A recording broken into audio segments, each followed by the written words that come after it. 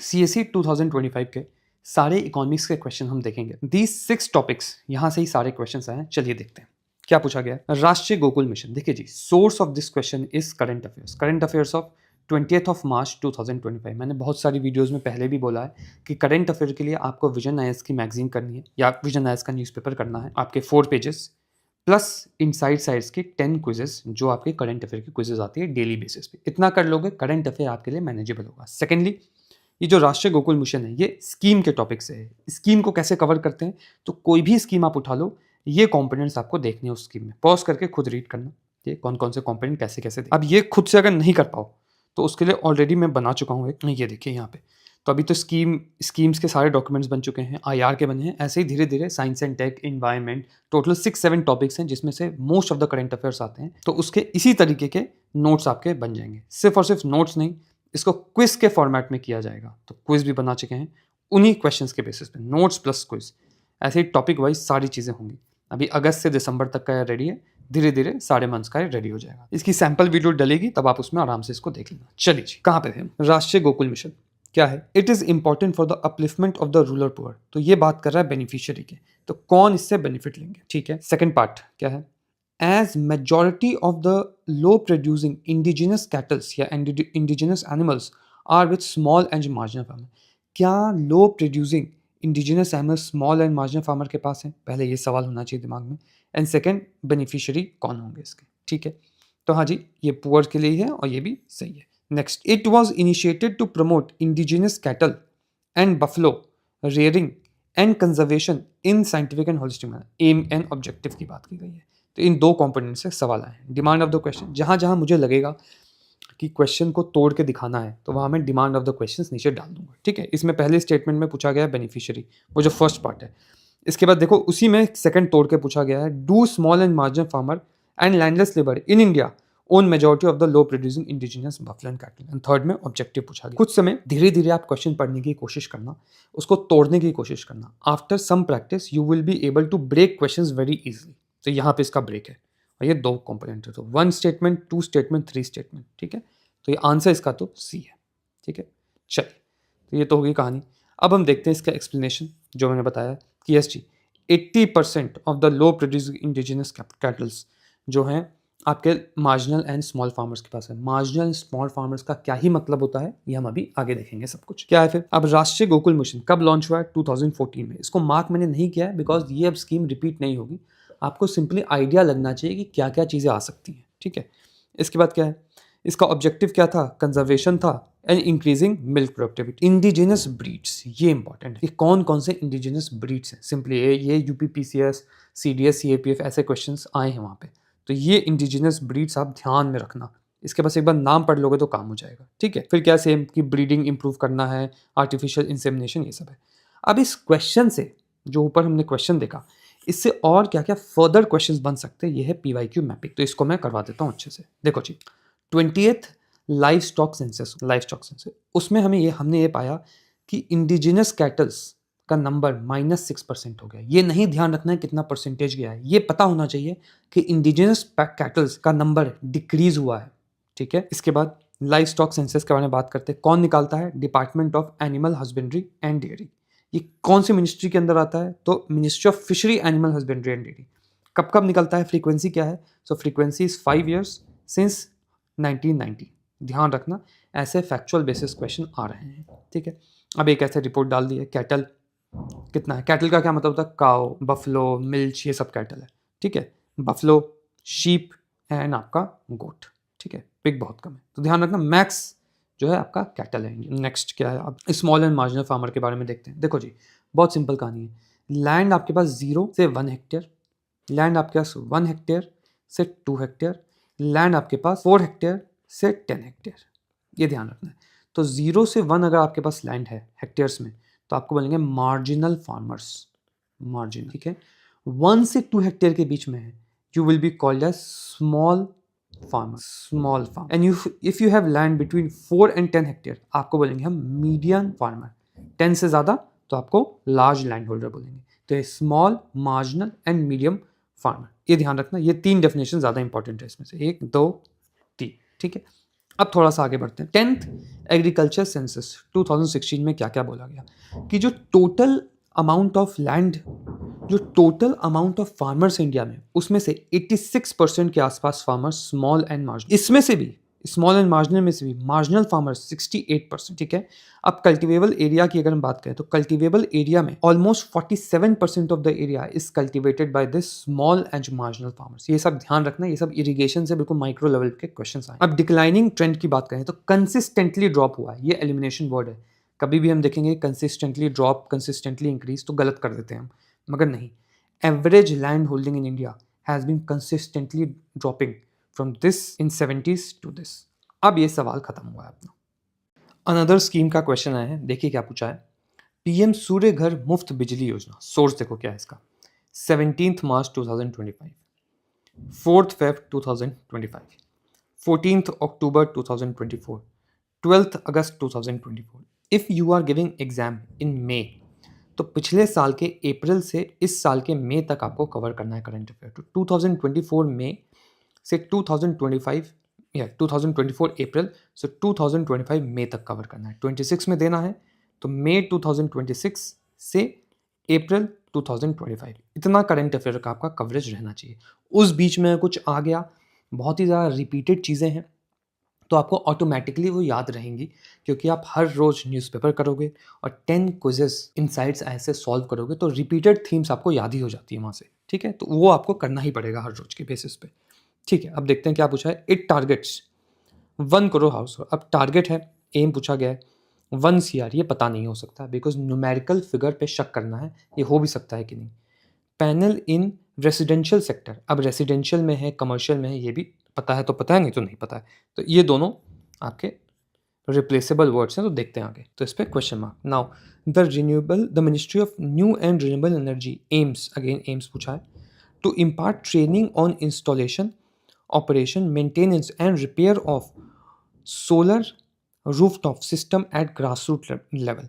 तो क्या ट्रेनिंग दे रहे हैं? सूर्य मित्रा करके कंपोनेंट है स्कीम में, जिसके अकॉर्डिंग 3 मंथ्स की 600 आवर्स की ट्रेनिंग प्रोग्राम होता है जिसमें ऐसा होता है। तो ये तो चलो ठीक है, तो मान लेते हैं। ठीक क्या है? It aims to create more than 3 lakhs skilled manpower through fresh skilling and upskilling under the scheme component of capacity building। अब ये 3 लाख का कंपोनेंट, अगेन यहाँ नंबर है, यहाँ भी नंबर है। देखो whenever numbers are given, उसकी सही होने की संभावनाएं बहुत कम होती हैं। ठीक है, तो हम इसमें एलिमिनेशन लगाएंगे नंबर वाला। इन दोनों में से एक नंबर सही होगा और एक गलत होगा, दोनों एक साथ सही तो नहीं हो सकते। गलत अगर हो गए तो आपकी किस्मत है, मगर एक सही एक गलत मैं ऐसे मानूंगा इसको। तो 2 तो करेक्ट है, तो मैं इसको हटा दूंगा, मैं इसको हटा दूंगा। अब अगर मुझे कुछ भी नहीं पता होता ना, यहाँ पे कुछ भी नहीं पता होता, तो ए और सी में से मैं सी मार देता वहाँ पे, मगर इसका आंसर ए है। ठीक है, तो यहाँ पे एलिमिनेशन गलत हो गया है। आपको थोड़ा बहुत पता रहेगा तभी ये क्वेश्चन हो पाएगा, otherwise this is a very difficult question. अब देखो इनसाइड साइड्स का क्विज है ये, उसके एक्सप्लेनेशन में लिखा हुआ है 1 करोड़ हाउस होल्ड। अब जो आपका 3 लाख स्किल फोर्सेज, ये नहीं लिखा हुआ है। तो अगर आपने बहुत मल्टीपल टाइम्स पढ़ा होता है ये, तब आपको ध्यान रहता है 1 CR कहीं देखा है, बट ये नहीं देखा। फ्रिंज मेमोरी में ना रहता है, if you revise it multiple times, तब ये क्वेश्चन पे आप आते हैं। अगर नहीं पता है कुछ, सीधा एलिमिनेशन सही करना है, तो मैं सी करता। ठीक है, अब आगे देखते हैं। एक्सप्लेनेशन में सब कुछ लिखा हुआ है। 1 करोड़ कब तक, ये इंपॉर्टेंट है, टारगेट ईयर 2027 तक। कब आया है? 2024 में आया है। ठीक है, अगेन वो बात बता दी सूर्य मित्रा वाली। And more than 3 lakh skill forces, ये कहीं भी है, no specific mention of this target figure, तो ये हम नहीं बोल सकते, इसलिए ये गलत है। अब PYQ मैपिंग करते हैं। 2 स्कीम हैं जो काफ़ी न्यूज़ में रही हैं, एक तो ये मित्रा वाली है ही, PM कुसुम स्कीम, ये इंपॉर्टेंट स्कीम है। देखो जी, ऑब्जेक्टिव क्या है? Energy and water security to farmers देना है, देन डीजलाइजेशन ऑफ एग्रीकल्चर करना है। Ministry of new and renewable energy, launch year 19 है, मार्च 2026 इसका टारगेट है। टारगेट इसी साल है, इस वजह से न्यूज़ में 5 साल 6 साल हो गए स्कीम को, 7 ऑलमोस्ट होने वाले हैं। अब क्या, इसको शोकेस किया गया है इंटरनेशनल सोलर अलायंस में, and government is planning to showcase the scheme in African and island nations. तो ये भी है, तो इंडिया की सॉफ्ट पावर यहाँ पे ये कोट किया जा सकता है मेंस के आंसर में। अब ये वाली स्कीम पे आ जाते हैं, PM सूर्य घर। अगेन सेम कहानी, free electricity bye rooftop solar देना है, 60% सब्सिडाइज रेट पे अप टू 2 किलोवाट्स, ठीक है। 1 करोड़ हाउस होल्ड को कवर करेगा। ईयर क्यों न्यूज़ में था, अभी भी न्यूज़ में था, ये अक्टूबर का न्यूज़ है शायद ये, क्योंकि लोन सैंक्शन हुए हैं इस वजह से। तो यहाँ 2 एक्स्ट्रा कंपोनेंट लिखते हैं। इसको आराम से धीरे-धीरे रीड करना है, रटने की कोशिश कुछ भी नहीं करना है, बस रीड करोगे खुद समझ में आएगा। अनदर क्वेश्चन, ये रेगुलेटरी बॉडी से क्वेश्चन आया है। अगेन ये डुएबल क्वेश्चन था, आसानी से हो सकता था ये। देखो, petroleum and natural gas regulatory board से क्वेश्चन आया कि how many of the activities are regulated by. 2019 में ये क्वेश्चन पहले भी आ चुका। पेट्रोलियम एंड नेचुरल इनके बारे में आया। जैसे आपको ये दिखता, आपको सीधा जाके इसको यहाँ से उठाना था, आप विकीपीडिया पे जाके इसको देखना था। एग्जैक्ट लाइन हु बहू कॉपी है यहाँ से, अभी मैं दिखाऊंगा कैसे। ये चीज़ अगेन न्यूज़ में थी 2024 दिसंबर में। देखो जी, रेगुलेटरी बोर्ड है, तो रेगुलेटरी बोर्ड जो है, एलिमिनेशन ट्रिगर है ये, तो जो रेगुलेटरी बोर्ड है वो रेगुलेट करेगी मार्केट को, है ना। वो प्रोडक्शन पे ध्यान नहीं देगी, प्रोडक्शन पे ध्यान देने का अदर कंपनीज का काम होगा, ये होगा। अगर सिर्फ इतना पता होता कि रेगुलेटरी बोर्ड का काम है रेगुलेशन नॉट प्रोडक्शन, तो ये गया आंसर आ गया अभी, ठीक है। ये एलिमिनेशन है, मगर आपको ये पता ही होना चाहिए। अगर आपने थोड़ा बहुत भी रीड किया होता तो काम हो जाता। देखो, its primary function includes regulation, refining, transportation, distribution, storage, marketing, supply and sale of petroleum and natural gas. इसको बोलते हैं down stream activities. So petroleum and natural gas board down stream activity करती है। सिर्फ इतने से ही ये सवाल हो जाए। आंसर इसका बी है, ठीक है।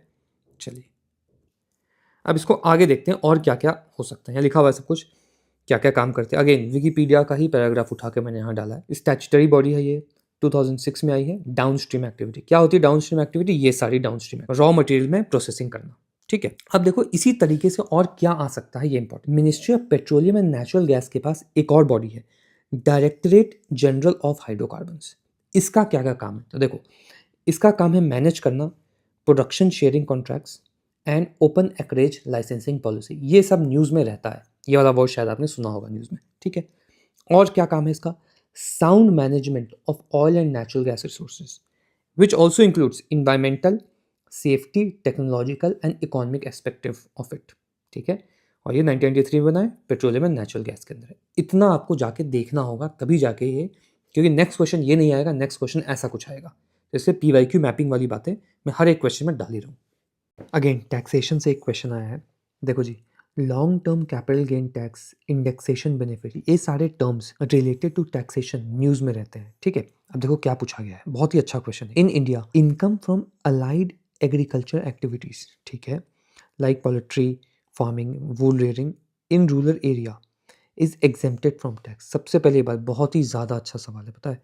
अगर थोड़ा सा भी एलिमिनेशन लॉजिक होता तो हो जाता। देखो जी, जो एग्रीकल्चर एक्टिविटी है हमारी activity, it is exempted from tax, no tax. But allied activity, इस पर टैक्स लगेगा, ये बात ध्यान रखना है। एक और बात, अगर agriculture activity that is allied activity पर टैक्स लगेगा तो टैक्स कौन लेवी करेगा? तो टैक्स स्टेट को जाएगा, सेंटर को नहीं, क्योंकि agriculture is a state subject. ये दो बातें याद रखना, इसमें से घुमा घुमा के पूछा जाए। तो फर्स्ट स्टेटमेंट गलत है, ठीक है, ये गलत। In India rural agriculture land is not considered a capital asset under provision of this. अब रूरल एग्रीकल्चर लैंड के बारे में 4 तरीके की चीज़ें होती हैं, अभी हम देखते हैं नीचे जब PYQ मैपिंग अभी करवाता हूँ। तो ये तो सही है ऑटोमेटिकली, ये गलत है, ठीक है। तो वो आंसर तो इसका डी होना चाहिए, डी है। यहाँ पे लिख दिया एलिमिनेशन ट्रिगर की डिफरेंस आपको पता होना चाहिए allied activity and agriculture income में, ये दो बातें, ठीक है। चलो जी आगे देखते हैं क्या एक्सप्लेनेशन में लिखा हुआ है। Agriculture income exempted from income tax, allied activities like these are not automatically exempted, ठीक है। business income not agriculture income taxable, ठीक है। तो these allied activities are business income। agriculture का जो भी टैक्स होगा will go to state government। Now यहाँ भी लिखा हुआ है कैपिटल गेन वाली, पहले ये बात समझो आराम से। देखो, जो एग्रीकल्चर इनकम होती है वो होती ही क्या है? तो rent from land, cultivation and farm buildings, ठीक है, एग्जेम्प्टेड फ्रॉम टैक्स, कोई टैक्स नहीं लगेगा। नॉन एग्रीकल्चर एक्टिविटी क्या होता है? Poultry, dairy, bee keeping, dividend from agriculture company, ध्यान रखना टैक्सेबल है, अनलेस मेंशन है तो ये भी टैक्सेबल है, ये तो है। अब आ जाओ कैपिटल असेट, तो क्या है? कोई एग्रीकल्चर लैंड है, ठीक है, 100 रुपये का, उसको बेच दिया 150 रुपीज़ में, 50 रुपीज़ का प्रॉफिट हुआ, ठीक है। इस प्रॉफिट पे अभी टैक्स लगेगा, इसको बोलते हैं कैपिटल गेन टैक्स, CGT। ये डायरेक्ट टैक्स वाले लेवी करते हैं, याद रखना ये हमने पिछले क्वेश्चन में देखा है, डायरेक्ट टैक्स वाले इसको लेवी करेंगे। तो जो कैपिटल गेन टैक्स है फ्रॉम एग्रीकल्चर लैंड एग्जेम्प्टेड है, नहीं लगता है कोई भी कैपिटल गेन टैक्स, ठीक है। अर्बन लैंड में कैपिटल गेन टैक्स लगेगा, तो ये बात बिल्कुल ध्यान रखना, ये सब आता है।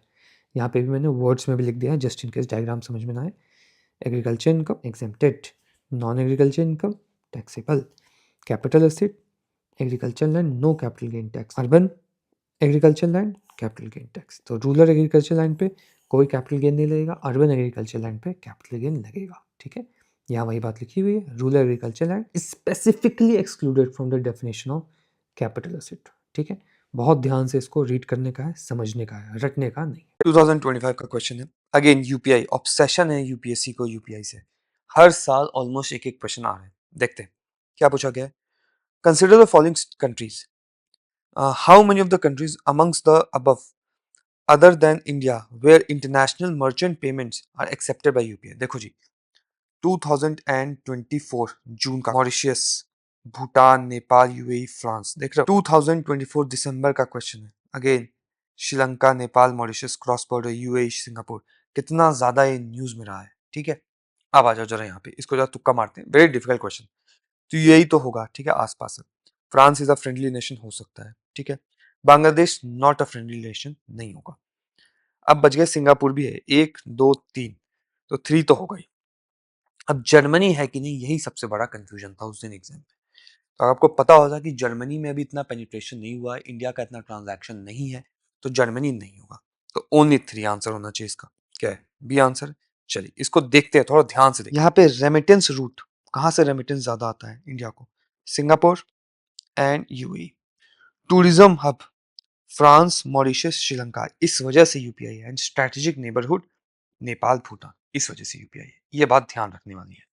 2025 का क्वेश्चन है, देखते हैं क्या पूछा। Consider the following statement in respect to RTGS and NEFT. ठीक है, आरटीजीएस डायरेक्ट नोट्स बनाए हुए थे। ये नोट्स मैंने क्यों ही बनाए हैं, बिकॉज 2017 में एनपीसीआई का जब मैंने पीवाईक्यू मैपिंग किया तो मैं यहाँ तक पहुंच गया, और अब ये इस साल ही। देखते हैं क्या पूछा। इन आरटीजीएस द सेटलमेंट, समय की बात कर रहा है, सेटलमेंट कितने is instantaneous, while in case of NEFT it takes some time to settle payment. देखो जी, एनईएफटी में पेमेंट को 30 मिनट्स से 2 आवर्स, आरटीजीएस में रियल टाइम में होता है, एंड एनपीसीआई में रियल टाइम में होता है, ठीक है। So it is instantaneous, it takes some time, बिल्कुल सही। In RTGS the customer is charge inward transaction, customer से आप पैसा लोगे आरटीजीएस में, जो रियल टाइम आप कर रहे हो। नहीं जी, देखो कस्टमर से पैसा लोगे तो डिजिटल ट्रांजैक्शन इंडिया में कैसे बढ़ेगा, तो ऐसा तो नहीं होना चाहिए, एलिमिनेशन ही है। तो second statement says customers are charge for inward in a country pushing for digital transaction financial inclusion, money should be frictionless and free from any fees so that it will be encouraged। ठीक है, तो ये तो नहीं होना चाहिए, तो ये तो गलत, कोई भी चार्ज नहीं लगता। तो ये गया ओनली, ये गया जैसे this con, this to con, ठीक है। अब देखते हैं, operating hours for RTGS are restricted on certain days while this is not true for your NEFT. देखो सब में 24 से, ये भी कर रहा है, आंसर सीधा ए, ठीक है। अब हम देखते हैं इस पूरी कहानी को, क्या कैसे कैसे क्या क्या चलता है।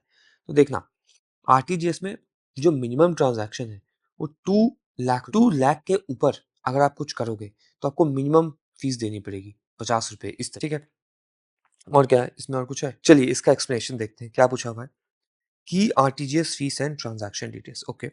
Inward transaction, inward transaction means when you are receiving, तो ये जीरो है। Outward transaction fee when you are sending money. So if you are sending more than 2 lakh, 2 to 5 lakh rupees through RTGS, then this much amount. If you are sending more than 5, this much amount. NEFT again 24/7 है, settlement NEFT में processed in 48 hours, ठीक है, मगर transaction time usually 30 से 2 hours लगता है, यही याद रखना, इसको मैं हटा दूंगा, ये फालतू, ठीक है। फिर क्या लिमिट है, कोई लिमिट नहीं है एनईएफटी में, no limit, no minimum, no maximum limit, ठीक है। फिर क्या है, आईएमपीएस, आईएमपीएस में विद इन मिनट्स ट्रांसफर हो जाता है, 24/7 है, मैक्सिमम लिमिट है 5 लाख रुपीज की। क्या रिक्वायरमेंट है आरटीजीएस इसकी, आईएमपीएस की, तो रिक्वायरमेंट है your phone number plus IFSC code और your phone number and MMID. MMID होता है ट्रांजैक्शन नंबर, होता है 7 डिजिट का नंबर होता है, आपका आईएमपीएस अकाउंट से लिंक्ड है, तो देखना इसको। मोबाइल मनी आइडेंटिफायर बोलते हैं इसको, ठीक है। रिवर्सल पॉलिसी क्या है, T+1 डेज है रिवर्सल पॉलिसी। T+1 का क्या मतलब है, ट्रेड डे +1 वर्किंग डे, इतने में आपका रिवर्स हो जाएगा फीस। तो बहुत ध्यान से देखना है, ऐसे तो है इतना ही काम, यही टेबल आपको देखनी है, ये एक्स्ट्रा चीज मैंने बता दी है। अब आ जाओ जरा एनपीसीआई पे। एनपीसीआई किसके अंदर है, ministry of finance. Who made NPCI, RBI plus Indian bank association. कब बना, 2008, वेरी इंपॉर्टेंट। अब जरा पीवाईक्यू मैपिंग देखते हैं और क्या आ सकता है। एनपीसीआई क्या क्या करता है, एटीएम, ये वाला क्वेश्चन भी आ चुका है। नेचुरल फाइनेंशियल स्विच के थ्रू एटीएम, चेक ट्रंकेटेड, ये payment gateway, immediate payment transfer, automatic clearing house, FASTag, Aadhaar, Bharat bill pay, unified pay, UPI and RuPay card, ये सब बहुत ध्यान से देखना। अब आ जाए एक और चीज, ऑपरेटर्स के ट्रैप है। RTGS and NEFT are owned by IMPS, UPI, RuPay are by NPCI, ये ध्यान रखना, ठीक है। ऐसे तो यहाँ, क्योंकि ये भाई नेक्स्ट टाइम जब ये क्वेश्चन आएगा ना, तो इस तरह की बात बिल्कुल ध्यान रखना कि एनपीसीआई क्या क्या करता है, आरबीआई क्या क्या करता है, और ये वाला थोड़ी सी एक्स्ट्रा इन्फॉर्मेशन यहाँ पे डाल दिया। 2025 का क्वेश्चन है, देखते हैं क्या पूछा है। Which of the following statement with regards to recommendation of 15th finance commission, ठीक है, बहुत ही पेट क्वेश्चन है, ये टॉपिक काफी आता है, तो देखते हैं क्या है। It has recommended grants of ₹4800 crores from the year 2022-23 to year 2025-26 for incentivizing states to enhance educational outcome. तो education के लिए in this period they have given this much grants. No idea. बिल्कुल घबराने का नहीं है, क्वेश्चन मार्क कर दो उसको। आगे देखते हैं। 45% net share proceeds of union taxes are to be share, नहीं जी 45 नहीं है। 14th फाइनेंस कमीशन में 42 था, 15th में 41 है, अभी 16th आ चुका है, अभी हम 16th ही करेंगे अभी, तो 16th में 41% है, तो ये तो गलत है, ये गलत हुआ, गया गया गया, आंसर आ गया सी, यही एलिमिनेशन टेक्निक भी है। 14th finance commission was 42%, 15th 41%, because JNK को अभी यूटी बना दिया गया है, so the union government needs more money. 45% कभी भी नहीं था, is a historically incorrect data, hence you got, ठीक है। अब देखते हैं क्या लिखा हुआ है। एग्रीकल्चर के लिए 45,000 करोड़, नो आइडिया, अभी दिया है तो ठीक है, ओके दिया होगा। Reintroduce tax effort criteria to reward financial performance, ठीक बात है, ओके, ये सब यहीं से आया है, इसमें दिखाता हूँ कैसे, यहाँ से आया सब कुछ, ये 2023 में भी आया फाइनेंस कमीशन, तो इसका मतलब पूरा टॉपिक पढ़ना था। अब पढ़ते कैसे हैं फाइनेंस कमीशन के टॉपिक को, देखो जी 16th है, तो सबसे पहले देखना है क्या रिमूव किया है 16th में, परसेंटेज शेयर देखना है, कमिश्नर देखना है क्या पैरामीटर्स है, उनके क्या वेटेज है, या कोई न्यू पैरामीटर ऐड किया है कि नहीं। इन 5 आपकी हेडिंग्स को देखना है फाइनेंस कमीशन को कवर करने के लिए, एक एक करके इसको देखना शुरू करते हैं। चलिए जी, सबसे पहले हम देखते हैं कि परसेंटेज शेयर क्या रहा है। परसेंटेज शेयर कि स्टेट्स को कितना पैसा मिलेगा और सेंटर के पास कितना जाएगा, तो जितना भी पैसा है उसमें से स्टेट का devolution in 15th finance commission was 41%, in 16th finance commission is also 41%, there is no change in it, ठीक बात है। इसके बाद देखते हैं सेकंड, कमिश्नर कौन है, commissioner, so in 15th finance commission it was NK Singh, in 16th finance commission it is Arvind Panagaria, ठीक है, ये आपके कमिश्नर हो गए। Now parameter and is weights, क्या क्या पैरामीटर हैं आपके 16th फाइनेंस कमीशन के, हमको वो देखना है।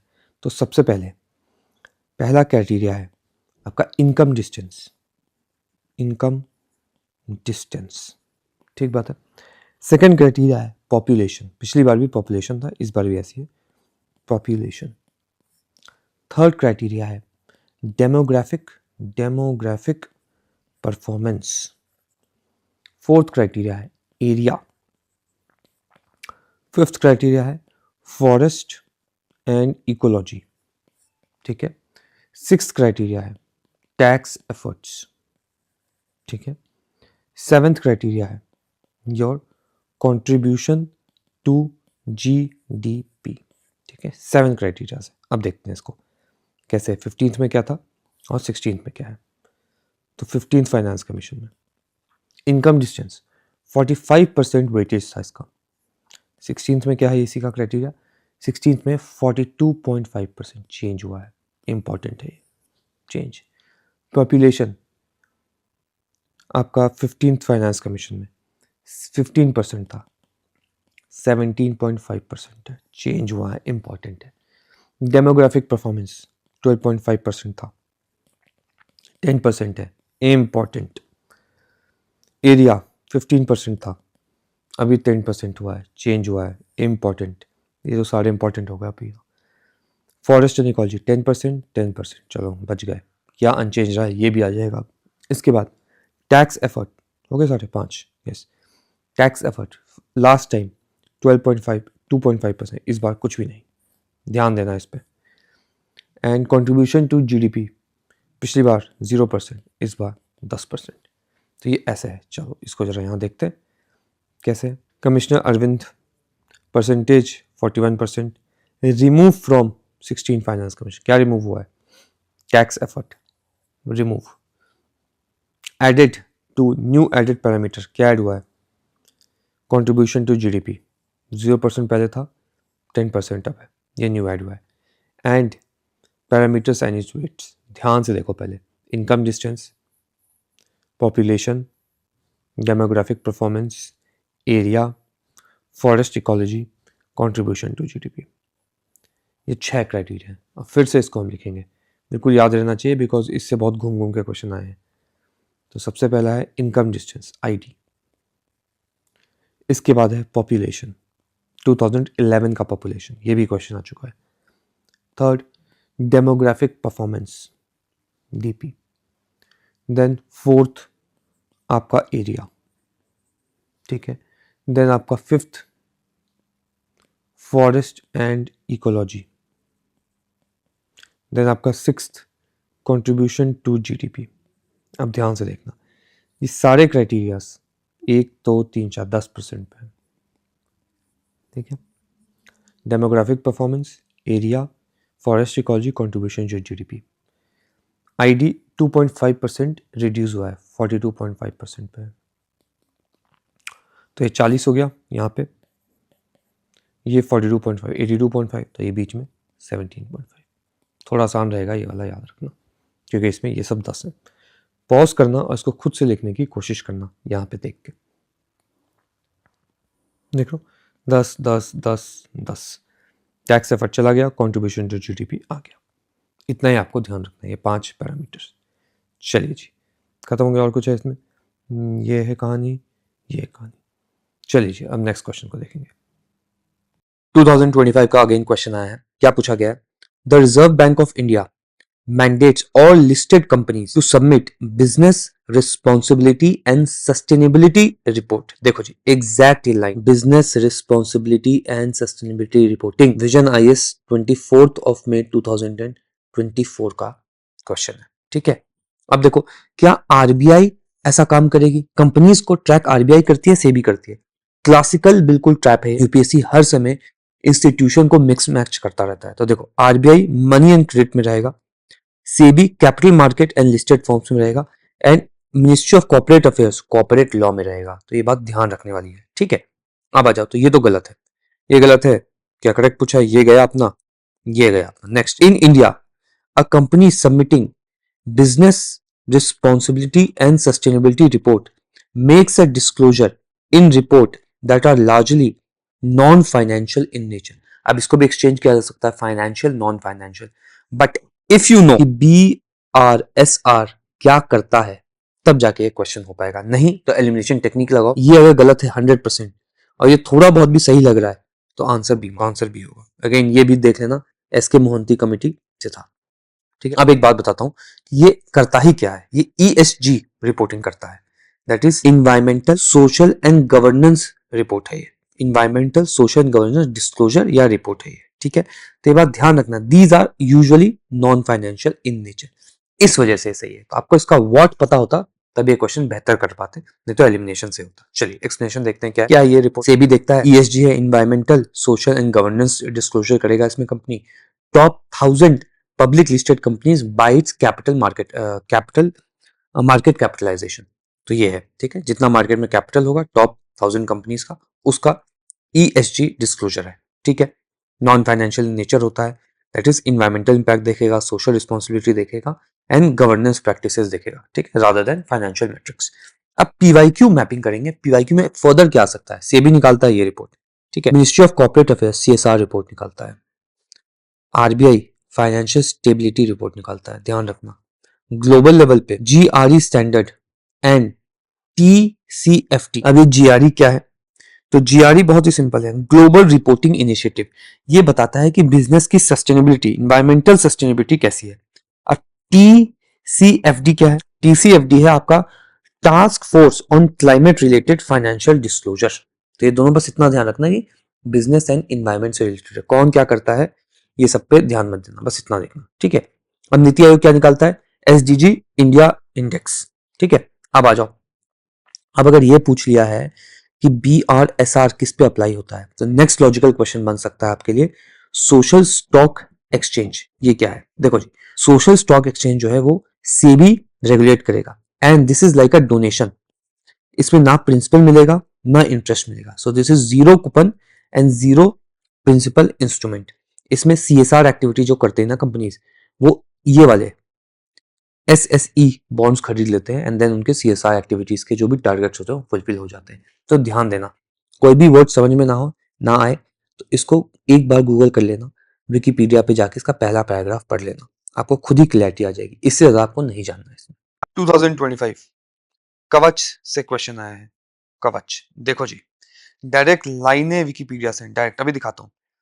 Quiz inside science, Kavach line है भाई, सीधी सीधी लाइन। RFID based signalling communication between track and train. ये देखो, Kavach system consist of RFID fitted to track station sections, देख रहे हो। कवच 2023 CAPF, ठीक है।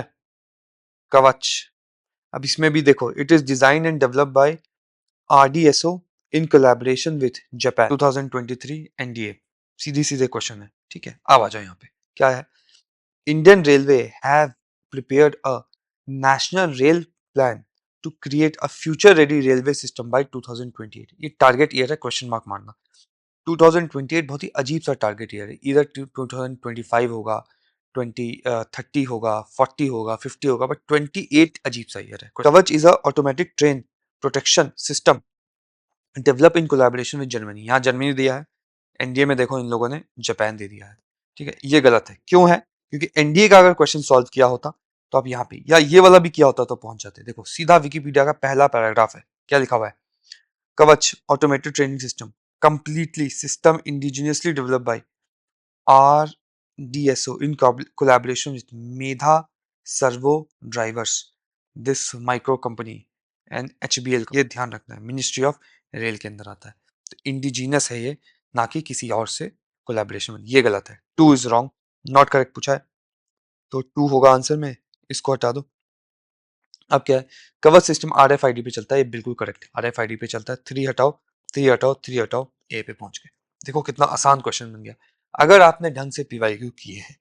अगर आपने लास्ट के, अगर 26 का एग्जाम दे रहे हो ना आप, तो लास्ट के 3 साल के भी अगर आप NDA CDS CAPF कर लोगे, ऐसा आइडियली 5 साल के करना, 3 साल के भी कर लोगे ना, काफी सारे क्वेश्चन रिपीट हो जाएंगे। चलिए अब एक एलिमिनेशन आपको बताता हूं मैं, कि क्या है कि अगर इंडियन नेम है, हिंदी नेम है, तो फॉरेन पार्टनरशिप नहीं होगी, और अगर फॉरेन पार्टनरशिप है तो इंडियन नेम या हिंदी नेम नहीं होगा। इसी तरीके से ट्रैप सेट किया जाता है, तो इस पर ध्यान। अब इसकी एक्सप्लेनेशन देखते हैं।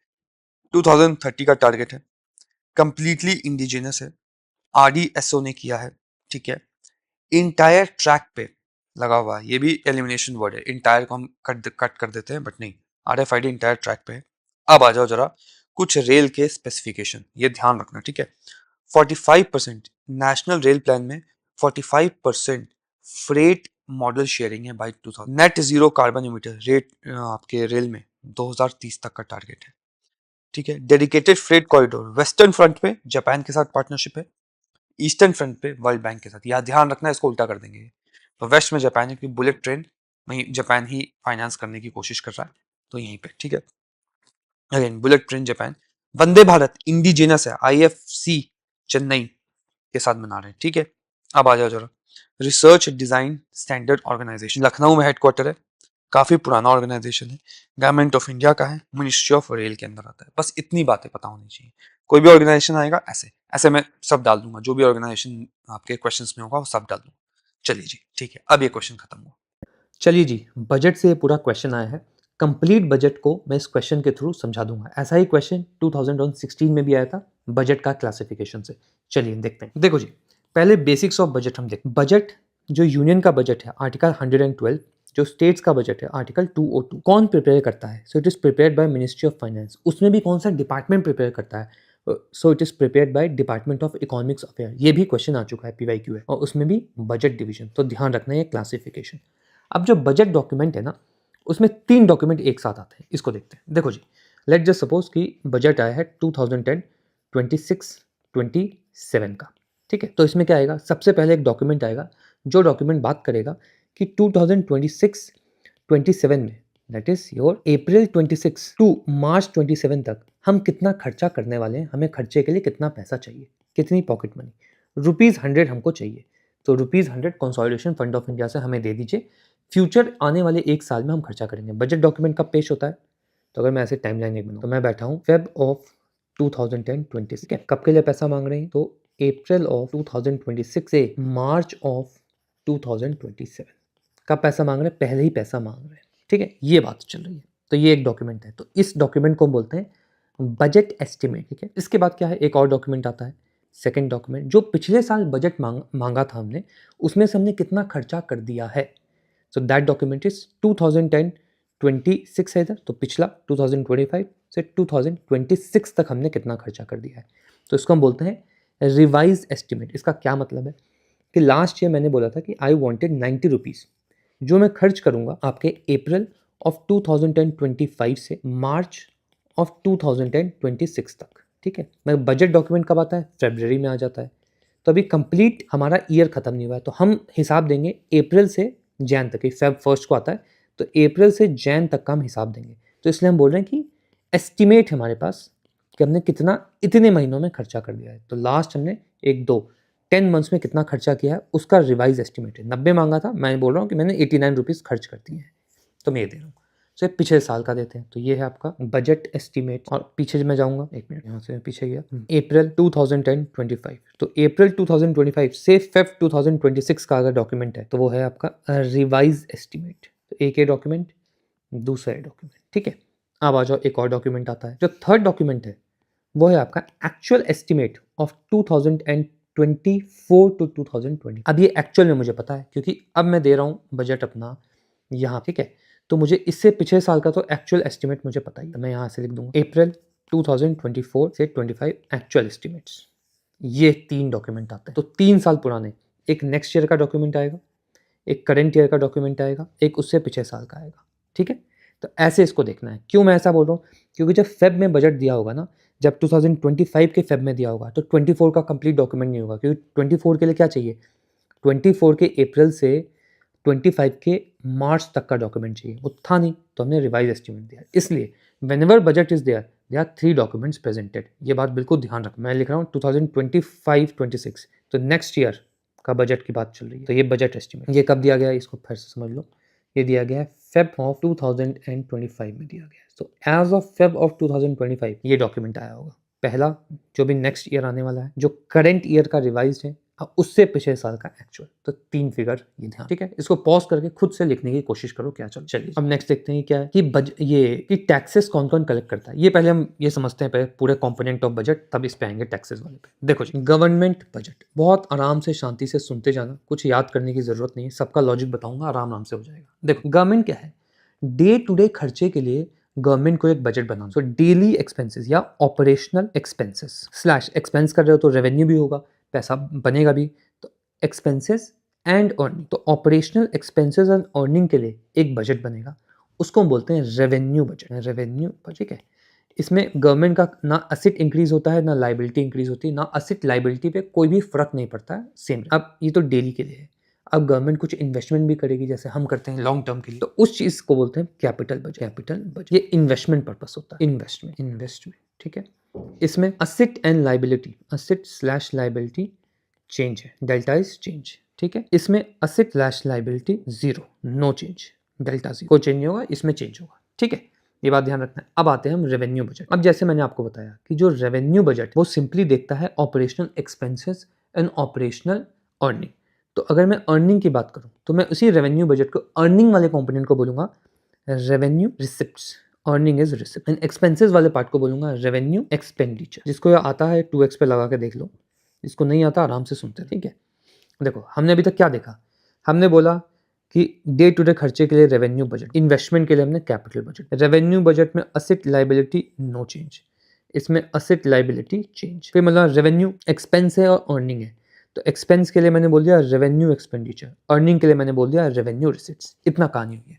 अब हम रेवेन्यू रिसिप्ट्स पे आते हैं कि रेवेन्यू रिसिप्ट्स करता ही क्या है। तो देखो जी बहुत ही सिंपल है कि पैसा गवर्नमेंट कमाएगी। कैसे गवर्नमेंट पैसा कमाए? तो दो तरीके हो सकते हैं, टैक्स लेके, टैक्स इनकम या नॉन टैक्स इनकम। इसलिए टैक्स, रेवेन्यू, नॉन टैक्स, ये दो तरीके हो सकते हैं।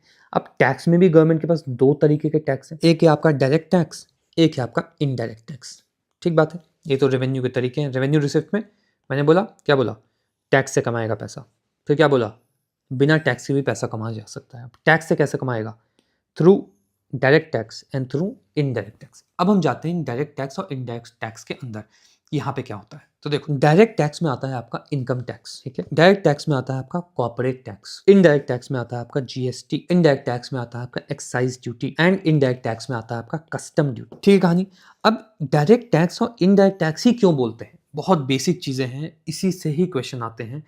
बस बेसिक पता होना, बिल्कुल बच्चों वाली चीजें, उससे क्वेश्चन बन जाते हैं। इक्विटी, बॉन्ड में क्या अंतर होता है, इतने से ही क्वेश्चन हो जाते हैं। सर डायरेक्ट और इनडायरेक्ट टैक्स, जो मैं इतने बेसिक चीज़ें बता रहा हूँ, ध्यान देना इस पे, बिकॉज इस पे एप्लीकेशन बेस्ड क्वेश्चन आएंगे और फिर वहाँ पे गड़बड़ होगी अगर आपके दिमाग में डेफिनेशन क्लियर नहीं। तो आप देखो डायरेक्ट टैक्स क्या होता है। Let just suppose there is a shopkeeper, ठीक है, and you go to the shopkeeper and आपने कुछ सामान खरीदा एंड इसको आपने पैसे दिए और ये पैसा गवर्नमेंट ने टैक्स के रूप में जीएसटी में काट लिया, ठीक है। सो दिस यू, आप पे पड़ा burden of tax, you are paying, and ये जो बंदा है इससे हो रहा है collection. So this is the collection point, this is the burden point. Who is paying? तो हु इज पेइंग को बोलते हैं इंसिडेंस। ये वर्ड्स थोड़ा ध्यान रखना, ये ना तमिलनाडु एनसीईआरटी में है, incidence, and this is impact of tax, impact जहां से कलेक्ट हुआ, ठीक है। अब अगर मैं बोलूं डायरेक्ट टैक्स में क्या होता है और इनडायरेक्ट टैक्स में, मैं यहाँ बोलूं इम्पैक्ट किस पे पड़ता है, इसका मतलब कलेक्शन कहां से होता है, एंड इंसिडेंस कौन पे करता है।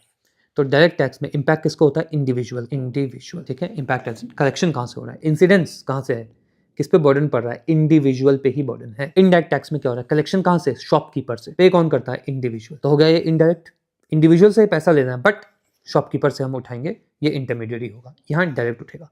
तो डायरेक्ट जहां से पैसा उठेगा डायरेक्ट टैक्स, जहाँ इनडायरेक्ट उठेगा वहाँ इनडायरेक्ट टैक्स। इतना पता होगा तो वहाँ पे कोई भी एप्लीकेशन बेस्ड क्वेश्चन है तो आपका हो जाएगा, ठीक है। तो ये हो गया अपना डायरेक्ट टैक्स और इनडायरेक्ट, डायरेक्ट टैक्स हो गया, ये इनडायरेक्ट टैक्स हो गया, खत्म कहानी। अब किसमें से क्या क्या बनता है ये भी देख लो। अभी बिल्कुल लेटेस्ट 2026 का जो बजट आया है उसमें है कि इनकम टैक्स से सबसे ज़्यादा पैसा आया है 21% गवर्नमेंट के रिसिप्ट्स में।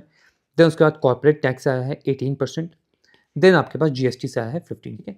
ये अभी लेटेस्ट फिगर है, यही आपको क्या है, फिगर याद होने चाहिए, नहीं होने चाहिए याद, आपको ये सीक्वेंस पता होना चाहिए, हाँ जी, जस्ट इन केस आ जाए, ऐसे आता नहीं है, ठीक है।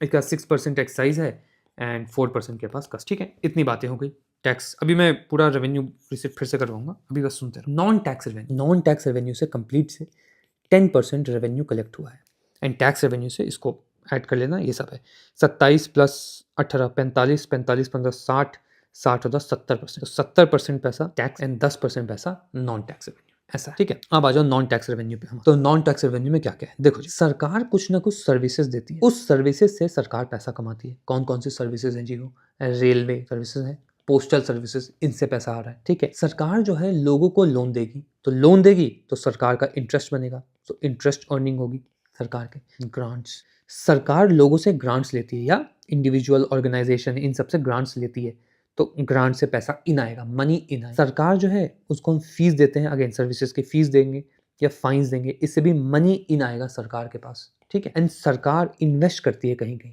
उससे उसका प्रॉफिट मिलता है, दैट इज डिविडेंड। तो डिविडेंड मिलेगा, डिविडेंड सरकार को, इससे पैसा इन आएगा, ठीक है।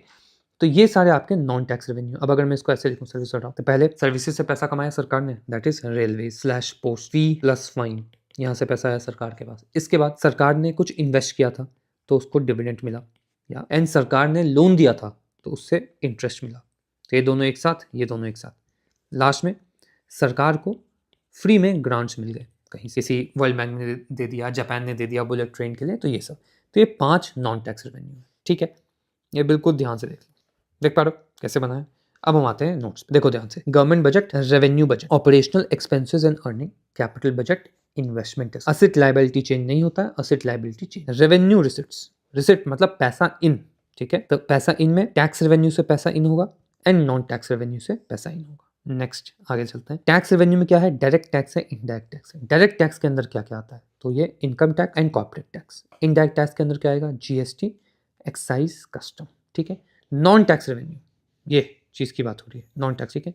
इसको मैं कर दूंगा 10%। क्या क्या है, देखो सर्विसेज दे रहा है सरकार, तो railway, fee and fine, dividend, profit and interest earned and then grants, ये नॉन टैक्स। इतनी आपकी कहानी होनी चाहिए। टैक्स ये वाला ही हमने पूरी कहानी, इसको पॉज करना, खुद से लिखने की कोशिश करना। मैं खुद लिख रहा हूँ, आप भी पॉज करके लिखना, देन मैच करना, ठीक है।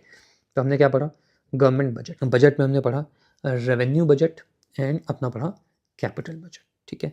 अब जो रेवेन्यू बजट है उसमें एक्सपेंडिचर होगा एंड इसमें रिसिट्स होगा, तो रेवेन्यू रिसिट्स, रेवेन्यू। अब रेवेन्यू रिसिट, पैसा कहाँ से कमाया जाएगा, पैसा कमाया जाएगा टैक्स से एंड नॉन टैक्स, ठीक है। ये होगी कहानी। अब नॉन टैक्स में भी कहाँ से कमाया जाएगा, टैक्स में कमाया जाएगा डायरेक्ट टैक्स से, इनडायरेक्ट, इतनी कहानी। अब डायरेक्ट टैक्स में कहाँ से कमाया जाएगा, तो डायरेक्ट टैक्स में आपका कमाया जाएगा income tax, corporate tax. Indirect tax में कहाँ कमाया जाएगा, जीएसटी, एक्साइज, कस्टम। अब नॉन टैक्स में कहाँ से पैसा है, पैसा कमाना है, मनी इन है, तो मनी इन होगा जो सर्विसेज दिया होगा सरकार, सर्विसेज। सेकंड क्या है, कहाँ से कमाया जाएगा, तो सेकंड कमाया जाएगा आपका फी एंड फाइन। फिर कहाँ से पैसा कमाया जाएगा, जो इन्वेस्टमेंट किया है उसका डिविडेंड आएगा, जो लोन दिया है उसका इंटरेस्ट आएगा एंड हमें बाहर से ग्रांट्स मिल गए, जिसके लिए हमें कुछ भी पे नहीं करना, सिंपली ये हमें मिल गए, ठीक है। तो ये सारे आपके टैक्स, ये नॉन टैक्स रेवेन्यूज है, ठीक है। इसमें असेट लाइबिलिटी पे कोई नहीं। लोन जो बाहर से आता है उसकी कहानी अलग होती है, वो हम पे लाइबिलिटी चढ़ा देता है। किसी से लोन लोगे तो लाइबिलिटी है ना, उसको वापस करना है। ग्रांट्स में ऐसा नहीं होता, वापस नहीं करना होता ग्रांट, तो ये इसलिए इसको हम नॉन टैक्स में डालते हैं। ये 5 चीजें, ठीक है। क्लियर है, पॉज करो, खुद से लिखो, जैसे समझ के लिखो, जैसे मैंने लिखा है, ठीक है। अब आ जाओ रेवेन्यू एक्सपेंडिचर। पैसा कमाए तो पैसा खर्चा भी होगा, तो कहाँ कहाँ खर्चा होगा, तो बहुत ही सिंपल है। इंटरेस्ट, हमने लोन दिया था, हम इंटरेस्ट कमा रहे थे, ठीक है। तो हमने भी तो किसी से लोन लिया होगा, तो उसको इंटरेस्ट पे करना होगा, तो interest payment is our expense, ठीक है। हमने ग्रांट्स लिए हैं किसी से, तो हम किसी को देंगे भी तो ग्रांट्स, जैसे बांग्लादेश एंड ये श्रीलंका, इनको ग्रांट्स देंगे, तो ग्रांट्स अपना एक्सपेंडिचर है। ये 2 एक्सपेंडिचर हो गए। देन जो भी गवर्नमेंट एम्प्लॉय हैं उनको सैलरी एंड पेंशन, ये एक्सपेंडिचर है प्लस पेंशन। इसके बाद क्या होना चाहिए, इसके बाद है लास्ट सब्सिडी, सब्सिडी दे रहे हैं उसमें। अब इस सब्सिडी में भी अंदर जाना है हमको। सब्सिडी में भी सबसे ज़्यादा सब्सिडी किसको मिलती है, फूड को मिलती है। फिर इसके बाद किसको मिलती है जी, तो फर्टिलाइजर को मिलती है। फिर इसके बाद किसको मिलती है जी, तो फ्यूल। तो 4 आपके रेवेन्यू एक्सपेंडिचर के मामले हो गए, ठीक है। पॉज करो, ये दो सीधा रिपीटेड है यहाँ पे, सैलरी, पेंशन एंड सब्सिडी। आप जरा आ जाओ यहाँ पे, फिर से देखते हैं। तो रेवेन्यू एक्सपेंडिचर में क्या बताया मैंने कि इंटरेस्ट, हमने लोन लिया है उसका हम इंटरेस्ट पे, फिर हमने भी हम भी किसी को ग्रांट्स देंगे, सैलरी, पेंशन, सब्सिडी। सब्सिडी में भी क्या ऑर्डर है, तो पहले फूड है, फिर फर्टिलाइजर है, फिर फ्यूल है। तो ये भी ध्यान रखने वाली बात है, ठीक है। चलिए, तो इतनी कहानी खत्म हुई। पॉज करके इसको फिर से लिखो, 2-3 बार लिखोगे तभी जाके याद होगा, नहीं तो याद, ठीक है। अब वहाँ एग्जाम में बहुत ज्यादा कंफ्यूजन हो जाता है। अब आ जाओ कैपिटल बजट। कैपिटल बजट में मैंने क्या बोला कि असेट एंड लायबिलिटी चेंज होगा, ठीक है। तो मैं बोल रहा हूँ यहाँ पे कैपिटल बजट, कैपिटल। तो सेम कहानी है, इसमें भी कैपिटल रिसिट्स होगा, कैपिटल एक्सपेंडिचर। देखो जी, रिसिट्स का क्या मतलब है कि पैसा आया है, कैसे पैसा है, आपने अपना असेट बेच दिया, बिल्डिंग बेच दी, आपके पास पैसा आ गया, ठीक है ना, ऐसे ही होगा। तो मैं बोल रहा हूँ मेरा असेट डाउन हो गया, मैंने उसको बेचा, इसलिए मेरे पास पैसा, या फिर कैसे और कैसे पैसा आएगा, आपने किसी से लोन ले लिया तो आपने डेट ले लिया, तो लाइबिलिटी अप हो गई। ये दो हो सकता है पैसा आने के लिए।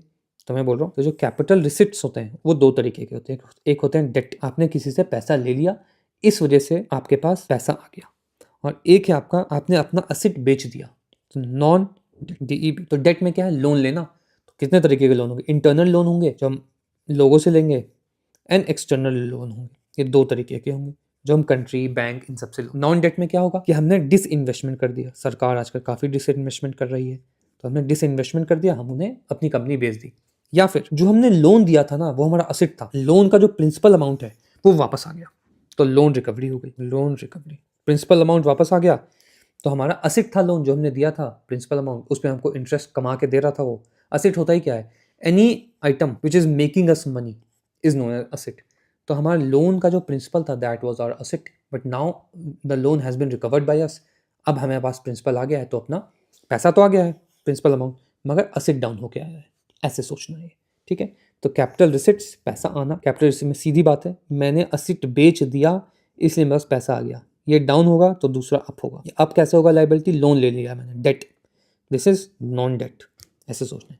अब आ जाओ कैपिटल एक्सपेंडिचर, तो एक्सपेंडिचर मैं कर रहा हूँ, इसका क्या मतलब है, मेरा असेट ऊपर जा रहा है, इसका क्या मतलब है, लाइबिलिटी मेरी नीचे जाए, बस इतना ही। असेट से ही ध्यान रखना, रिसिट में असेट बेचा पैसा आ गया, सोना बेच दिया पैसा, यहाँ सोना खरीद लिया असेट ऊपर चला, ये लाइबिलिटी डाउन, उल्टा चलेगा। ठीक है, अब कैपिटल एक्सपेंडिचर में क्या चल रहा है, मैं बोल रहा हूँ कैपिटल एक्सपेंडिचर में लाइबिलिटी डाउन है। लाइबिलिटी डाउन का क्या मतलब, कि जो लोन मैंने यहाँ लिया था, लोन को मैंने रीपे कर दिया, लोन रीपे, तो मेरी लाइबिलिटी कम हो गई। सेकेंडली, जो भी मैंने बॉन्ड बेचे थे, पेपर बेचा था लोगों को, गवर्नमेंट सिक्योरिटी, वो मैंने बॉन्ड को रीपे कर, तो मेरा ये भी लाइबिलिटी डाउन होगी। एक पीस ऑफ पेपर है बॉन्ड का, ये मैं सरकार से मैंने बॉन्ड खरीदा, इस पेपर में लिखा हुआ है 100 रुपये का बॉन्ड है, 1 साल बाद 110 रुपये। ठीक है, तो अब सरकार के पास, गवर्नमेंट ऑफ इंडिया की ये लाइबिलिटी है कि upon maturity they will give me 110 rupees, तो दिस इज द लाइबिलिटी, तो 110 rupees they will give me, and then उनकी लाइबिलिटी पूरी हो गई, that is why liability down.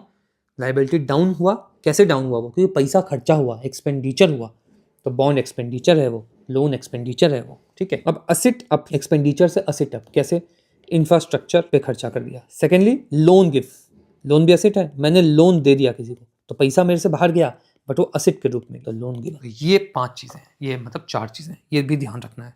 Again logic से सब कुछ, कैपिटल रिसिट्स सिंपल है, असेट बेच के पैसा आया है, कैपिटल एक्सपेंडिचर असेट बना है, इसमें लाइबिलिटी अप, इसमें लाइबिलिटी डाउन।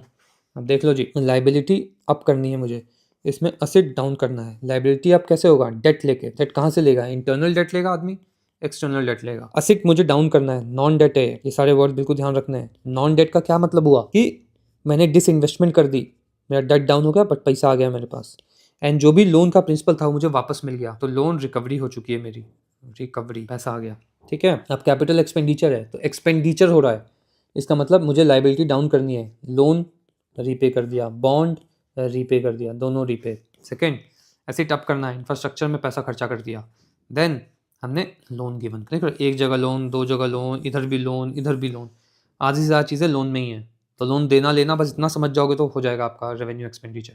ये रेवेन्यू, ये बोल रहा हूँ मैं, कैपिटल बजट सिर्फ लोन से ही काम बन जाता है। ठीक है, ये कहानी है। एक क्वेश्चन देखते हैं, तब ये बहुत अच्छा समझ में आएगा आपको। ये देखो क्या लिखा हुआ है, क्या लिखा है, which of the following are included in capital budget. Capital budget में क्या आपको पता है कि असेट एंड लाइबिलिटी पे फर्क पड़े, ये डेफिनेशन आपको अंदर कुछ भी नहीं पता हो, बस इतना पता हो तो काम हो जाएगा। देखो, expenditure on acquisition of asset, asset पे फर्क पड़ा, असेट इंक्रीज हुआ, capital budget. Loan received from foreign government, loan क्या होता है, लाइबिलिटी होती है, तो टिक। यहाँ ग्रांट्स लिखा होता तो ग्रांट्स आपका रेवेन्यू में जाता, ये कैपिटल में रहेगा।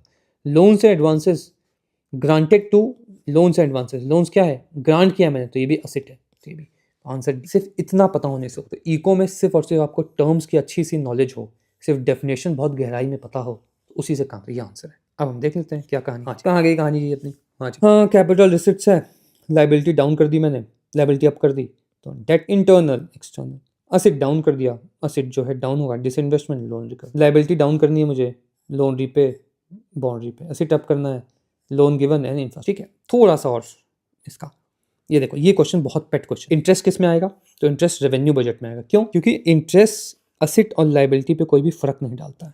ठीक है, लोन किस में आएगा जी, तो लोन आएगा कैपिटल बजट में। क्यों, क्योंकि लोन जो है असेट और लाइबिलिटी को चेंज, इतनी कहानी है। अब आ जाओ जरा, कैपिटल रिसिप्ट थोड़ा और एक्सपेंड कर दिया मैंने, इंटरनल एक्सटर्नल रिसिप्ट्स है। ठीक है, कैपिटल रिसिप्ट्स डेट वाले, लाइबिलिटी अप, कैसे पैसा आएगा, पब्लिक से पैसा लो, कैसे लोगे, पोस्ट ऑफिस सेविंग से ले सकते हो, स्मॉल सेविंग सर्टिफिकेट से ले सकते हो, नेशनल सेविंग सर्टिफिकेट से गवर्नमेंट लेती है, ये प्रोविडेंट फंड से लेती है गवर्नमेंट पैसा, आरबीआई से बोरो करती है गवर्नमेंट, ये आएगा जब आएगा। तो इसमें treasury bill, that is government securities, ये बेच के पैसा, and then loans from foreign, ये एक्स्ट्रा। ठीक है, अब क्या है ये बताता हूँ अभी, एक minute. Non debt, asset down, ये 2 चीज़ें हैं। अब एक्सटर्नल कमर्शियल, अगेन न्यूज़ में रहता है इसलिए यहाँ, external commercial borrowing are those money which have been received by people of India और the government of India from, ये एक्सटर्नल कमर्शियल बोरिंग होता है। ठीक है, सब लिखा हुआ है, पढ़ लेना। अब एक्सटर्नल कमर्शियल बोरिंग में क्या क्या आता है वो इंपॉर्टेंट है, ये सीधा आएगा ECBs 1 2 3 4 5 6 दे देंगे, बोलेंगे क्या आता है, ध्यान देना है। Commercial bank loans, buyers credit,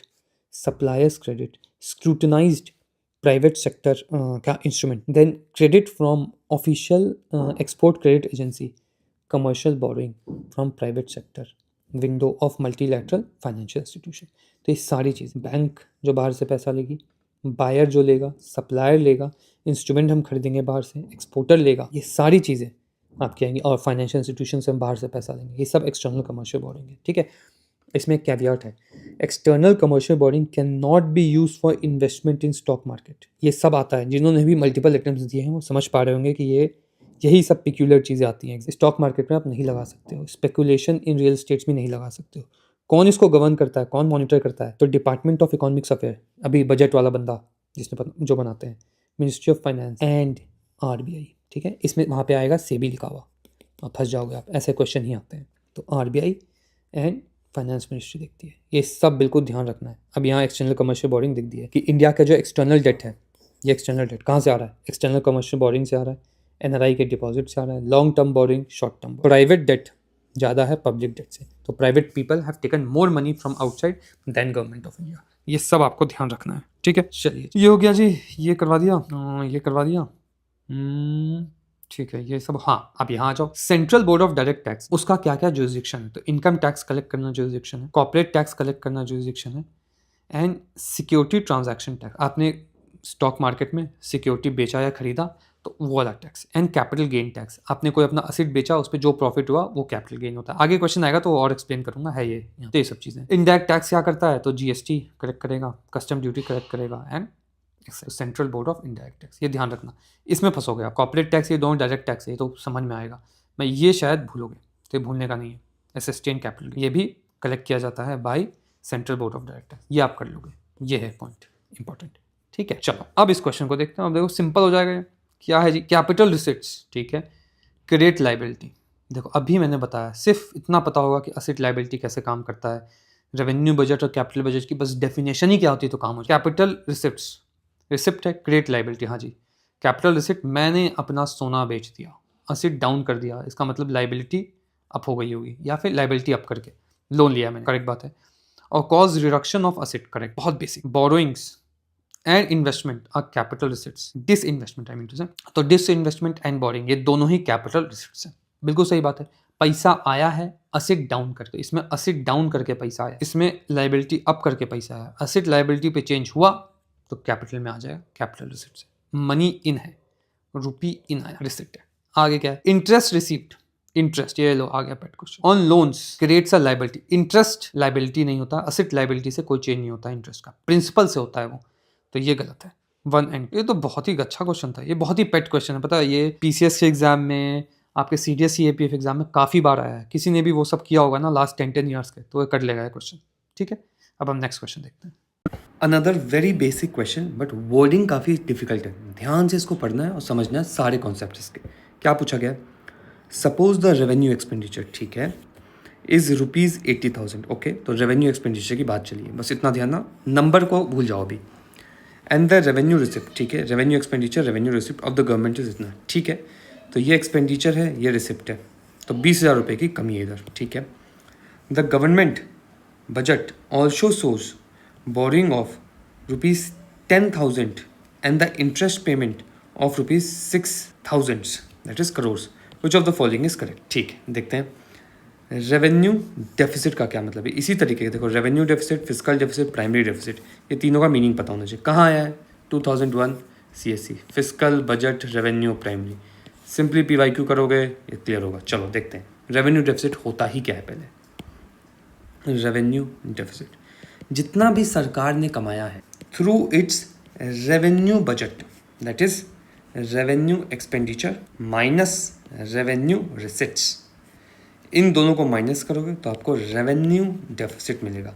revenue expenditure, revenue receipts क्या है? अगर याद हो, रेवेन्यू रिसिट्स में टैक्स था, नॉन टैक्स था, टैक्स के अंदर ही तुम्हारा डायरेक्ट टैक्स था, इनडायरेक्ट टैक्स था। एंड रेवेन्यू एक्सपेंडिचर में कहाँ कहाँ पैसा खर्चा किया है सरकार ने? इंटरेस्ट पेमेंट में किया है, सैलरी देने में किया है, ग्रांट्स देने में किया है, सब्सिडी देने में किया है। ठीक है, रेवेन्यू बजट की बात हो रही है। There will be no change in asset and liability, ये बात बिल्कुल ध्यान रखनी है, ठीक है। तो ये तो रेवेन्यू डेफिसिट की बात है। क्या बात है revenue deficit? Revenue expenditure minus revenue receipts, ये रेवेन्यू डेफिसिट है, ठीक है। अब देखते हैं क्या पूछा गया है। रेवेन्यू डेफिसिट 20,000 करोड़ है, ठीक है। क्या है? रेवेन्यू एक्सपेंडिचर है 80, यस। रेवेन्यू रिसिप्ट है 60, सही, करेक्ट, हो गया खत्म। अब आती है बात फिस्कल डेफिसिट क्या होता है। बहुत सारे टर्म्स हैं फिस्कल डेफिसिट को समझने के लिए। टोटल 5 टर्म्स हैं that you must know to understand fiscal deficit. Different exam में यही सेम 5 टर्म्स अलग अलग घुमा के आए हैं। तो पूरा फिस्कल डेफिसिट समझेंगे एंड देन इस क्वेश्चन पे जाएंगे। तो बहुत ही ज़्यादा सिंपल कहानी है। Fiscal deficit is equal to expenditure minus revenue, complete government expenditure minus revenue, ठीक है। क्या मतलब है इसका? कि सरकार ने लेट जस्ट सपोज 120 रुपीज़ खर्चा कर दिया, कमाया कितना? 100 रुपया, ठीक है। तो ये 20 रुपीज़ जो एक्स्ट्रा है ये डेफिसिट है, क्योंकि सरकार ने 20 रुपये खर्चा किया है। कहाँ से खर्चा किया है सरकार ने? बोरोइंग लेके खर्चा किया है। तो अगर हमने बोरोइंग इसमें से हटा दिया, इसमें से ये जो 120 और 100 में से बोरिंग हटाएंगे तभी हम रेवेन्यू डेफिसिट पे पहुंचेंगे। और नहीं, अगर बोरिंग ऐड कर दिया तो 120 रुपये तो खर्चा कर ही दिया है। ये 20 रुपये कहाँ से आया? बोरोइंग से आया है। तो ये बोरोइंग जो है एक्चुअल में यही फिस्कल डेफिसिट होता है। तो कैसे देखते हैं हम? Let's just suppose expenditure of the government is 100, revenue is expenditure of the government is 120, revenue is 100, borrowing कितना होगा? ये 20 ही रुपये होगा, तभी तो खर्चा किया, पैसा है तभी तो खर्चा हुआ है। ये 20 क्या हो गया? 0 हो गया, FD हो गया ना। ये तो मैं क्या बोलता हूँ कि fiscal deficit is equal to expenditure minus revenue except borrowing. This borrowing actually shows how much extra expenses the government had to incur through borrowing. समझे इस बात को? तो FD क्या है? एक्सपेंडिचर, और रेवेन्यू को मैं रिसिट्स लिख रहा हूँ, ठीक है। रिसिट्स एक्सेप्ट बोरोइंग, ये सिंपल डेफिनेशन है, definition number 1 of fiscal deficit, ठीक है। अब मैं थोड़ा सा इसको और खोलता हूँ। एक्सपेंडिचर को मैं क्या क्या लिख सकता हूँ?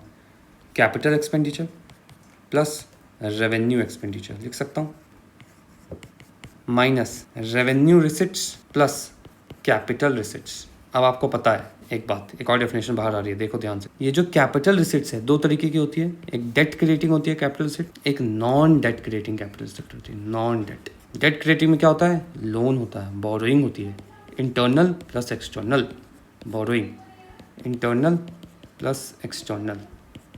Non debt creating capital receipt क्या होती है? असेट को डाउन कर देना, या एसेट सेल कर देना, या आपके पास लोन की रिकवरी हो गई। ये non debt creating capital receipts है, लास्ट में हमने देखा है। तो ये वाली जो चीज़ है यही बोरिंग होती है। तो ये फिस्कल डेफिसिट है, ये वाली चीज़। अगर मैं अब लिखना चाहूँ कैपिटल रिसिट्स को, अगर मैं ढंग से लिखूँ इसमें, तो कैसे लिखूँगा? Fiscal deficit is equal to total expenditure minus total revenue, ठीक है। एक्सेप्ट बोरिंग को भी भूल जाओ, 1 मिनट देखो क्या है। एक्सपेंडिचर को क्या है? Capital expenditure plus revenue expenditure minus total receipts. कहाँ से आया receipts? Revenue receipts plus non debt capital receipt. ये हो गया डेफिनेशन नंबर 2 ऑफ FD। समझे? ये जो मैंने लिखा है एक्सेप्ट बोरोइंग, देख रहे हो? एक्सेप्ट बोरोइंग का मतलब है इसको मैंने नहीं इंक्लूड किया है रेवेन्यू में, इसको नहीं इंक्लूड किया है, सिर्फ इसको इंक्लूड किया है, non debt creating capital receipts, ठीक है। तो ये कहाँ पे आएगा? तो यहाँ पे इंक्लूड किया है। तो ये भी एक अलग डेफिनेशन है FD की, ध्यान देना इस बात पे। ये तो एक्सपेंडिचर है, तो टोटल एक्सपेंडिचर है, टोटल एक्सपेंडिचर माइनस रेवेन्यू। कौन कौन से रेवेन्यू? रेवेन्यू रिसिट्स प्लस, और कहाँ से रिसिट आया है? Non debt capital receipts. ये हो गया सेकेंड डेफिनेशन, ठीक है। चलो जी, इसको थोड़ा नोट्स में देखेंगे। ये देखो, पहला क्या है डेफिनेशन है? Total expenditure minus total receipt except borrowing, ठीक है। सेकंड डेफिनेशन क्या है? Fiscal deficit is equal to total expenditure minus revenue receipts, ठीक है। जो भी रेवेन्यू से कमाया है आपके रेवेन्यू बजट में, वहाँ से जो भी रिसिट आया है, प्लस कैपिटल से भी रिसिट आया है। एक डेट रिसिट होगा, एक नॉन डेट होगा। डेट रिसिट को हम क्योंकि बोरिंग बोलते हैं, उसको हमको हटा देना है, तो हमने उसको हटा दिया। तो कौन सा रिसिट रखा हमने? Non debt creating capital receipt रखा, ठीक है। अब समझ में आया होगा? मैं फिर से लिख रहा हूँ, बार बार इसको समझना है, बार बार लिखना है। FD is equal to expenditure, दोनों capital plus revenue, capital plus revenue minus receipts. कौन कौन से receipts? Revenue receipts plus capital receipts. कौन कौन से कैपिटल रिसिट होते हैं? डेट वाले होते हैं, अब जो नॉन डेट वाले होते हैं प्लस डेट वाले होते हैं। तो डेट वाले को नहीं रखना हमको, कि डेट वाला ही तो बोरिंग डिफाइन करता है। तो ये बोरिंग तो एक्सेप्ट है, बोरिंग को नहीं रखते हम डेफिसिट में, रेवेन्यू डेफिसिट में। तो non debt creating capital receipts रखते हैं। अब समझ में आया होगा? नहीं समझ में आएगा तो कमेंट करना, मैं फिर कुछ और तरीके से बता दूंगा। तो ये सेकंड डेफिनेशन होगी, ठीक है। अब आ जाओ यहाँ पे, ये लिख दिया मैंने सेकंड डेफिनेशन। अब देखो यहीं से थर्ड डेफिनेशन आएगी। ये कैपिटल एक्सपेंडिचर है, ये कैपिटल रिसिट्स है, ये रेवेन्यू एक्सपेंडिचर है, ये रेवेन्यू रिसिट्स है। तो मैं क्या करूँगा, देखो F D is equal to revenue, क्योंकि रेवेन्यू का दोनों कॉम्पोनेंट हमने लिया है तो इसको हम कर सकते हैं। तो रेवेन्यू एक्सपेंडिचर माइनस, क्योंकि बीच में यहाँ पे माइनस है, ये minus revenue receipt plus capital expenditure minus capital receipt except borrowing कर दिया मैंने, या नॉन डेट, कोई भी चलेगा, दोनों चलेगा। तो इसकी डेफिनेशन हमको पता है, ये क्या है, F D is equal to, ये है revenue deficit plus capital expenditure minus capital receipts except borrowing, या non debt creating capital receipts, comma capital receipt या नॉन डेट कैपिटल रिसिट्स, दोनों चलेगा। तो ये थर्ड नंबर की डेफिनेशन है, ठीक है। इसको देखेंगे नोट्स में, देखो थर्ड डेफिनेशन कैसे आई है। टोटल एक्सपेंडिचर आ गया, revenue expenditure capital expenditure minus total receipts आ गया, revenue receipt capital except borrowing. अब मैंने इस चीज़ को यहाँ डाल दिया, revenue expenditure minus revenue receipts capital expenditure minus capital receipts except borrowing. तो इसको तो मैं रेवेन्यू डेफिसिट बोल सकता हूँ, मगर इसको मैं कैपिटल डेफिसिट नहीं बोल सकता, क्योंकि बोरिंग वाला कॉम्पोनेंट ही नहीं है, that is debt creating capital receipt नहीं है। मैं सीधा बोलूँगा capital receipts minus capital revenue except borrowing, या फिर non debt creating capital receipts, ठीक है। तो ये भी एक थर्ड डेफिनेशन। देखो फोर्थ डेफिनेशन क्या हुई, टोटल बोरिंग। अभी बताया आपको कि fiscal deficit is equal to total borrowing. अगर मैं फिस्कल डेफिसिट को हटा दूं तो पूरा बजट बैलेंस हो जाएगा। क्यों बैलेंस होगा? देखो 120 रुपये खर्चा किया है, 100 रुपये कमाया है, तो 20 रुपये कहाँ से आया? ये 20 रुपये डेफिसिट से आया ना, जो फिस्कल डेफिसिट है, जो आपने बोरिंग की, उधारी लेके आपने खर्चा किया। तो ये उधारी ही डिफाइन करती है कि आपके पास कितना कम या कितना एक्सेसिव आपने खर्चा कर दिया है। ये जो एक्सेसिव आपने खर्चा किया है, ये बोरोइंग से किया है, और यही एक्सेसिव खर्चा ही फिस्कल डेफिसिट दिखाता है। तो extra, more than what you have earn you have spend, that is known as fiscal deficit, ठीक है। तो अगर मैं इसमें टोटल एक्सपेंडिचर 120, टोटल रेवेन्यू 100 और टोटल बोरिंग अगर लिख दूँ कि बोरिंग क्या है 20 रुपये, जो अपने पास नहीं था, तो -20, तो देखो 0 हो जाएगा। तो बजटरी डेफिसिट है। बजटरी डेफिसिट मतलब बजट में कितना खर्चा हुआ है। तो बजटरी डेफिसिट हम ऑलवेज अब एट दिस करंट सिनेरियो 0 ही रहता है। Generally budgetary deficit is 0। तो इसलिए हमको फिस्कल डेफिसिट निकालने के लिए बोरोइंग को हटाना पड़ता है, तब हमें एक्चुअल में पता लगता है कि अच्छा 20 रुपये उधारी लेके खर्चा हुआ है, ठीक है। ये हो गया। अब एक 2023 में एक बहुत ही अजीब सा क्वेश्चन आया, ध्यान से देखोगे अगर आप, क्या लिखा हुआ है, fiscal deficit in budget means. हमको क्या पता है फिस्कल डेफिसिट क्या है? बहुत सिंपल बात हमको पता है, एक लाइन पता है हमको कि एक्सपेंडिचर माइनस रेवेन्यू होता है एक्सेप्ट बोरिंग होता है, यही हमको पता है, इतनी बात। और एक्सपेंडिचर माइनस रिसिट में non debt creating capital receipt होता है, क्योंकि रिसिट में रेवेन्यू रिसिट होगा, कैपिटल रिसिट होगा, कैपिटल रिसिट में नॉन डेट क्रिएटिंग, ठीक है। इतना हमको पता है। अब देखते हैं क्या है fiscal deficit, the difference between current expenditure and current revenue. नहीं, करेंट नहीं है। Fiscal deficit simply expenditure minus receipts या रेवेन्यू एक्सेप्ट बोरिंग, गलत। Net increase in the borrowing, मतलब इस साल कितना इंक्रीज हुआ है बोरिंग में, net increase in the borrowing of the union government from the reserve bank, नहीं बिल्कुल भी नहीं। The sum of budgetary deficit, budget में डेफिसिट कितना हुआ, अभी आपको बताया मैंने, बजटरी डेफिसिट अभी के फिलहाल पे 0 है, ठीक है। And the net increase in the internal and external boring, ये सिंपली बोरोइंग है, तो 0 प्लस बोरिंग, यस ये फिस्कल डेफिसिट है। नन नहीं है, आंसर सी है। तो एक एक्स्ट्रा डेफिनेशन हमको मिली है, अब इसको हम समझते हैं कि कैसे है। तो फिस्कल डेफिसिट यहाँ पे लिखा हुआ है the sum of budgetary deficit which is 0, ठीक है। बजट बैलेंस ही रहता है, हम उधारी लेके बजट को बैलेंस करते हैं, जितना हमने खर्चा किया उतना हमारे पास पैसा था, तभी तो खर्चा हुआ है। Net increase in the internal and external loan, अभी net increase in internal and external loan का क्या मतलब? तो लेट जस्ट सपोज करो कि 2025 का ईयर है, गवर्नमेंट को करेंट ईयर के एक्स्ट्रा एक्सपेंसेस के लिए 200 रुपीज़ बोरो करने पड़ गए, ठीक है। दिस करंट ईयर में 200 रुपीज़ ने गवर्नमेंट ने बोरो किए, ठीक है।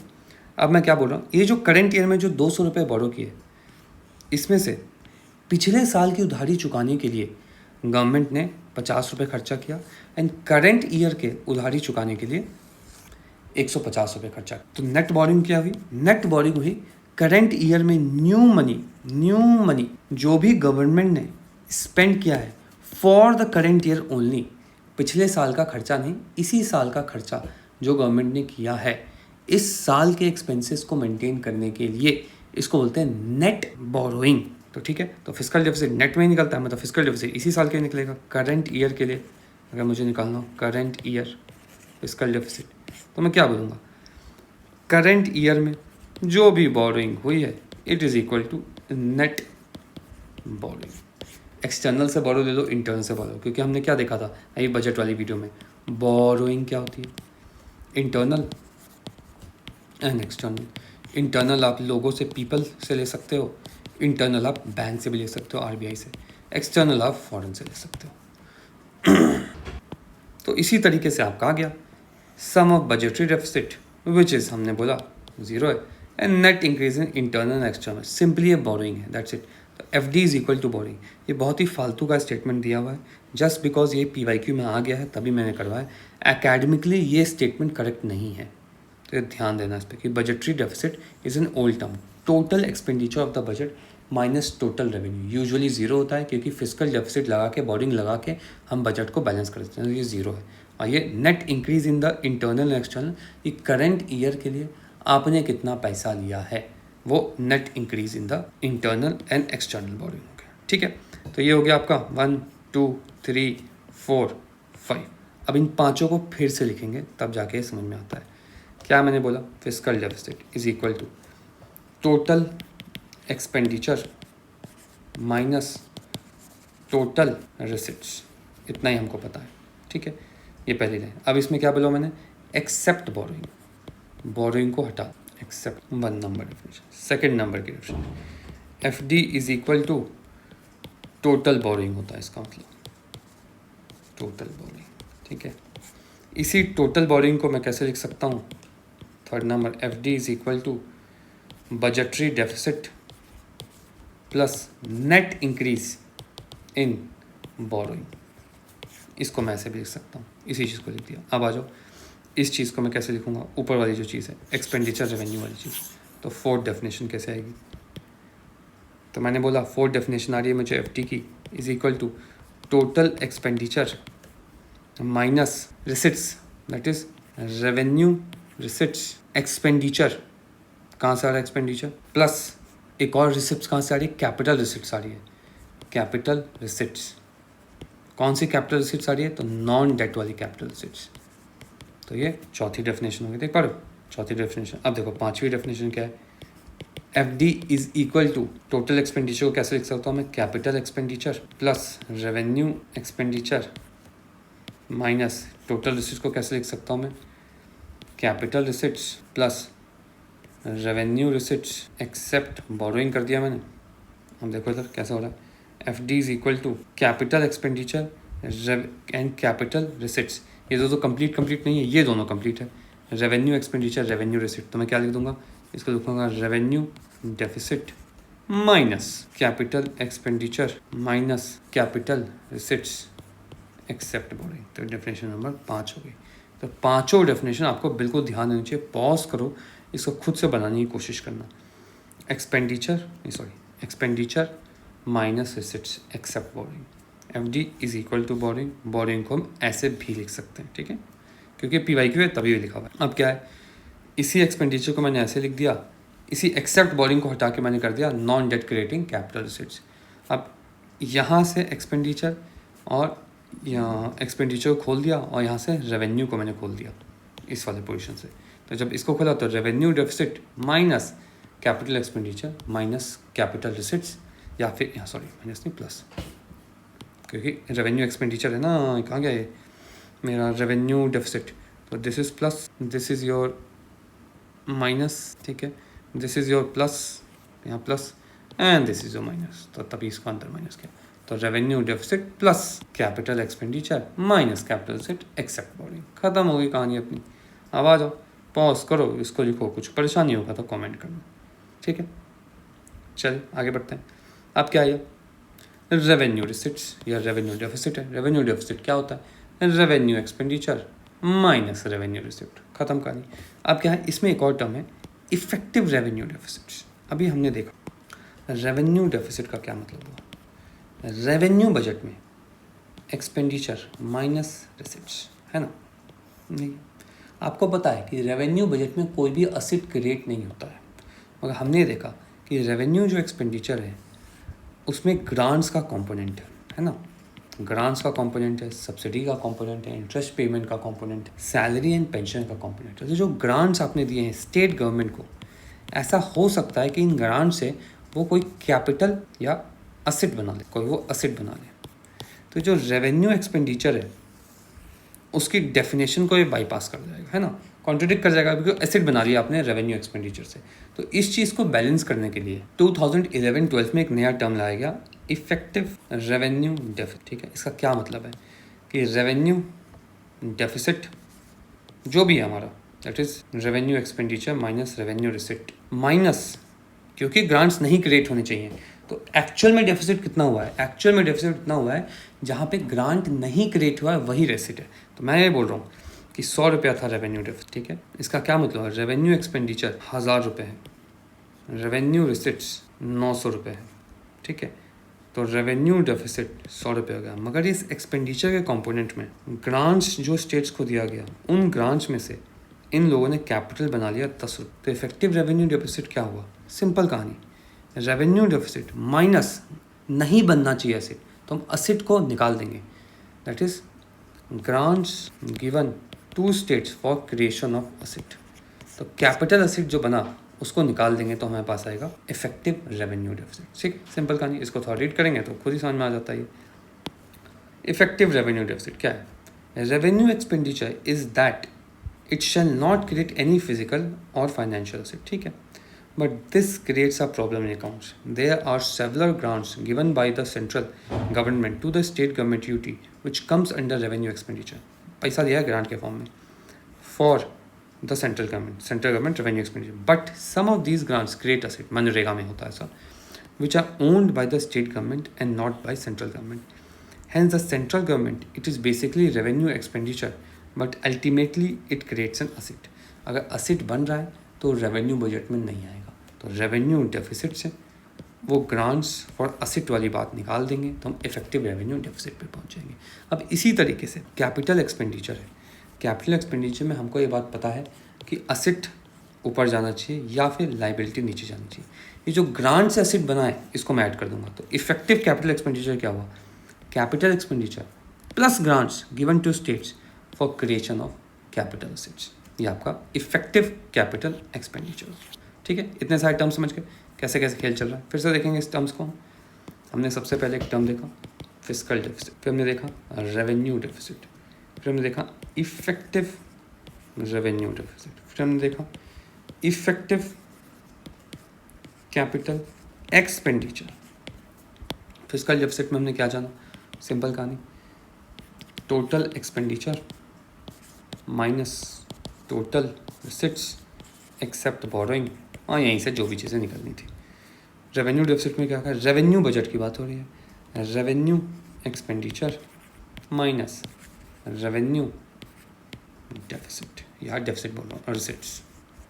इफेक्टिव रेवेन्यू डेफिसिट में क्या हुआ कि हमें असेट नहीं क्रिएट होने देना है, ये हमको देखना है। तो इफेक्टिव रेवेन्यू डेफिसिट में क्या हुआ, रेवेन्यू डेफिसिट या जो भी पैसा दिया था जैसे एसेट क्रिएट हो गया, ग्रांट्स फॉर एसेट, क्योंकि हमें असेट लाइबिलिटी रेवेन्यू बजट में चेंज नहीं करना है। Next, effective capital expenditure, capital expenditure में कैपिटल एक्सपेंडिचर वाले जो कंपोनेंट है बजट का, उससे जो भी कैपिटल बना है तो मैं लिख दूंगा यस, कैपिटल एक्सपेंडिचर जो भी बजट के कैपिटल वाले पोर्शन से पैसा बना है, असेट बना है, प्लस असेट हमारा ग्रांट से भी बना है, रेवेन्यू वाले grants given for capital assets.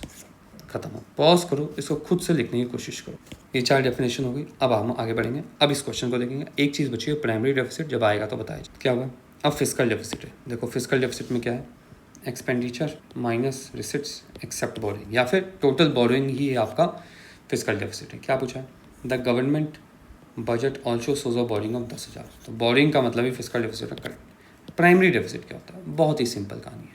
Primary deficit देखो जी, मेरा फिजिकल डेफिसिट है, ठीक है, तो जो भी मैंने बोरिंग की है, इस बोरिंग से मैं दो काम करूँगा, इसको स्पेंड करूँगा या इससे लोन भरूँगा या लोन का इंटरेस्ट भरूँगा, लोन नहीं इंटरेस्ट ऑफ लोन भरूँगा। ये मैंने मीनिंगफुल एक्सपेंडिचर क्या है, ये मैंने इंटरेस्ट भरने के लिए लोन लिया है, नेट इंटरेस्ट लाइबिलिटी के लिए मैंने लोन ले लिया है, तो लोन के ऊपर लोन हो गया ये। तो प्राइमरी डेफिसिट क्या बोलता है कि इफेक्टिवली तुम फिजिकल डेफिसिट जो भी आप बोरिंग कर रहे हो, वो बोरिंग कितना इफेक्टिवली यूटिलाइज हो रहा है, ये प्राइमरी डेफिसिट दिखाएगा। ऐसा तो नहीं है कि आप बोरिंग कर रहे हो और आप पिछले ही लोन की इंटरेस्ट पे करने के लिए बोरो कर रहे हो, तो उस चीज़ को हमको एक्सक्लूड करना है। तो प्राइमरी डेफिसिट क्या होता है, 5वें नंबर पे, primary deficit is equal to physical deficit minus net interest liabilities. जो भी इंटरेस्ट पेमेंट के लिए मैंने खर्चा किया है, वो इमेजिन करो मेरा फिजिकल डेफिसिट इस साल का 500 रुपये है, मगर लोन का जो इंटरेस्ट है वही मुझे पे करना है 300 रुपये। तो एक्चुअली मेरे हाथ में तो 200 रुपये बच गया ना स्पेंड करने के लिए, इसी से मैं कैपिटल एसेट बनाऊंगा या मैं सैलरी दूंगा, तो 200 रुपये ही मेरे हाथ में। तो प्राइमरी डेफिसिट यही बताता है कि आपके एक्चुअल हाथ में कितना पैसा रहेगा, ये प्राइमरी डेफिसिट है, ठीक है।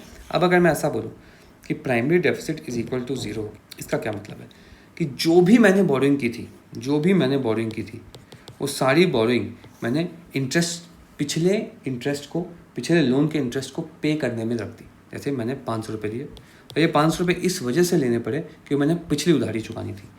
करंट जो भी मुझे काम करना है, वो मेरे पास इनफ मनी है कि मैं अपना खुद का करंट काम कर पाऊँ। तो प्राइमरी डेफिसिट 0 होना या कम होना, primary deficit is always good. इसका ये मतलब है कि सिर्फ बोरिंग हो रही है पुराने लोन के इंटरेस्ट को चुकाने के लिए, नया काम करने के लिए यू हैव सफिशिएंट मनी। तो primary deficit less is good, ऐसा कोई क्वेश्चन आ जाएगा लेस एंड मोर वाला कि ये गुड है या ये गुड है, तो ध्यान देना इस पर, ठीक है। इसको थोड़ा रीड करते हैं, तब आएंगे। क्या लिखा हुआ है, fiscal deficit minus net interest liability, ठीक है। ये net interest liability, gross interest liability क्या होता है बताऊंगा। जैसे नेट आपका एक्स एरिया है, बोरिंग बताइए, ये बताता हूँ। So primary deficit tells about the deficit in the government budget excludes the net interest liability of government. What does this mean, primary deficit is measured to know the amount of borrowing that the government can utilize excluding interest payment. When the primary deficit is 0, the fiscal deficit becomes equal to the interest payment.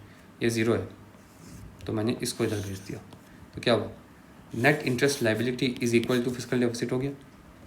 This means that the government has resorted to borrowing just to pay off the interest payment. Further, nothing is added to the existing loan. तो ये बहुत ही अच्छी बात है, primary deficit negative होना, primary deficit negative होना। अब देखिए जी क्या कहानी है, प्राइमरी डेफिसिट 4,000 क्या है बोलो, गवर्नमेंट की बोरोइंग है 10,000, जिसमें से इंटरेस्ट पेमेंट 6,000 है, तो प्राइमरी डेफिसिट होता ही क्या है, PD, physical deficit borrowing minus आपका इंटरेस्ट पेमेंट। तो आंसर ये भी सही है, तीनों ही सही है, डी हो गया आपका, खत्म कहानी, डी है, ठीक। तो इतनी सारी चीज़ें देख ली, फिर से रिपीट करेंगे, बारी बारी रिपीट करोगे तब ये तुम्हारे दिमाग में उतरेगा। पहला हमने पढ़ा फिजिकल डेफिसिट, सेकेंड हमने पढ़ा रेवेन्यू डेफिसिट, थर्ड हमने पढ़ा इफेक्टिव रेवेन्यू डेफिसिट, फोर्थ हमने पढ़ा इफेक्टिव कैपिटल एक्सपेंडिचर, फिफ्थ हमने पढ़ा प्राइमरी फिजिकल डेफिसिट क्या होता है, total expenditure minus total receipts except borrowing. Revenue deficit, revenue budget का expenditure minus revenue receipts. Effective revenue deficits क्या होता है, तो रेवेन्यू वाला है पार्ट, तो इसमें एसेट नहीं क्रिएट होना चाहिए, तो revenue deficit minus grants for asset. Effective capital expenditure क्या है, कहाँ कहाँ से कैपिटल बना है, तो कहाँ से बना है, कैपिटल एक्सपेंडिचर से तो कैपिटल बनेगा ही, मगर रेवेन्यू एक्सपेंडिचर का जो ग्रांट्स है, जो कैपिटल बनाने में लग गया, उसको भी ऐड कर देंगे, plus grants for asset. Primary deficit क्या है, जो भी मेरा फिजिकल डेफिसिट है एक्चुअल में उसको मैं कितना यूज़ कर सकता हूँ, physical deficit minus net interest liability, ख़त्म कर। ये 5 चीज़ें पॉज करो, फिर से लिखो, नहीं समझ में आया तो पूछना। चलिए जी, अब इस वाले क्वेश्चन को भी देख ही लेते हैं क्योंकि अच्छा है ये क्वेश्चन। फिजिकल डेफिसिट पूछा हुआ है, बजट डेफिसिट पूछा हुआ है, रेवेन्यू डेफिसिट प्राइमरी।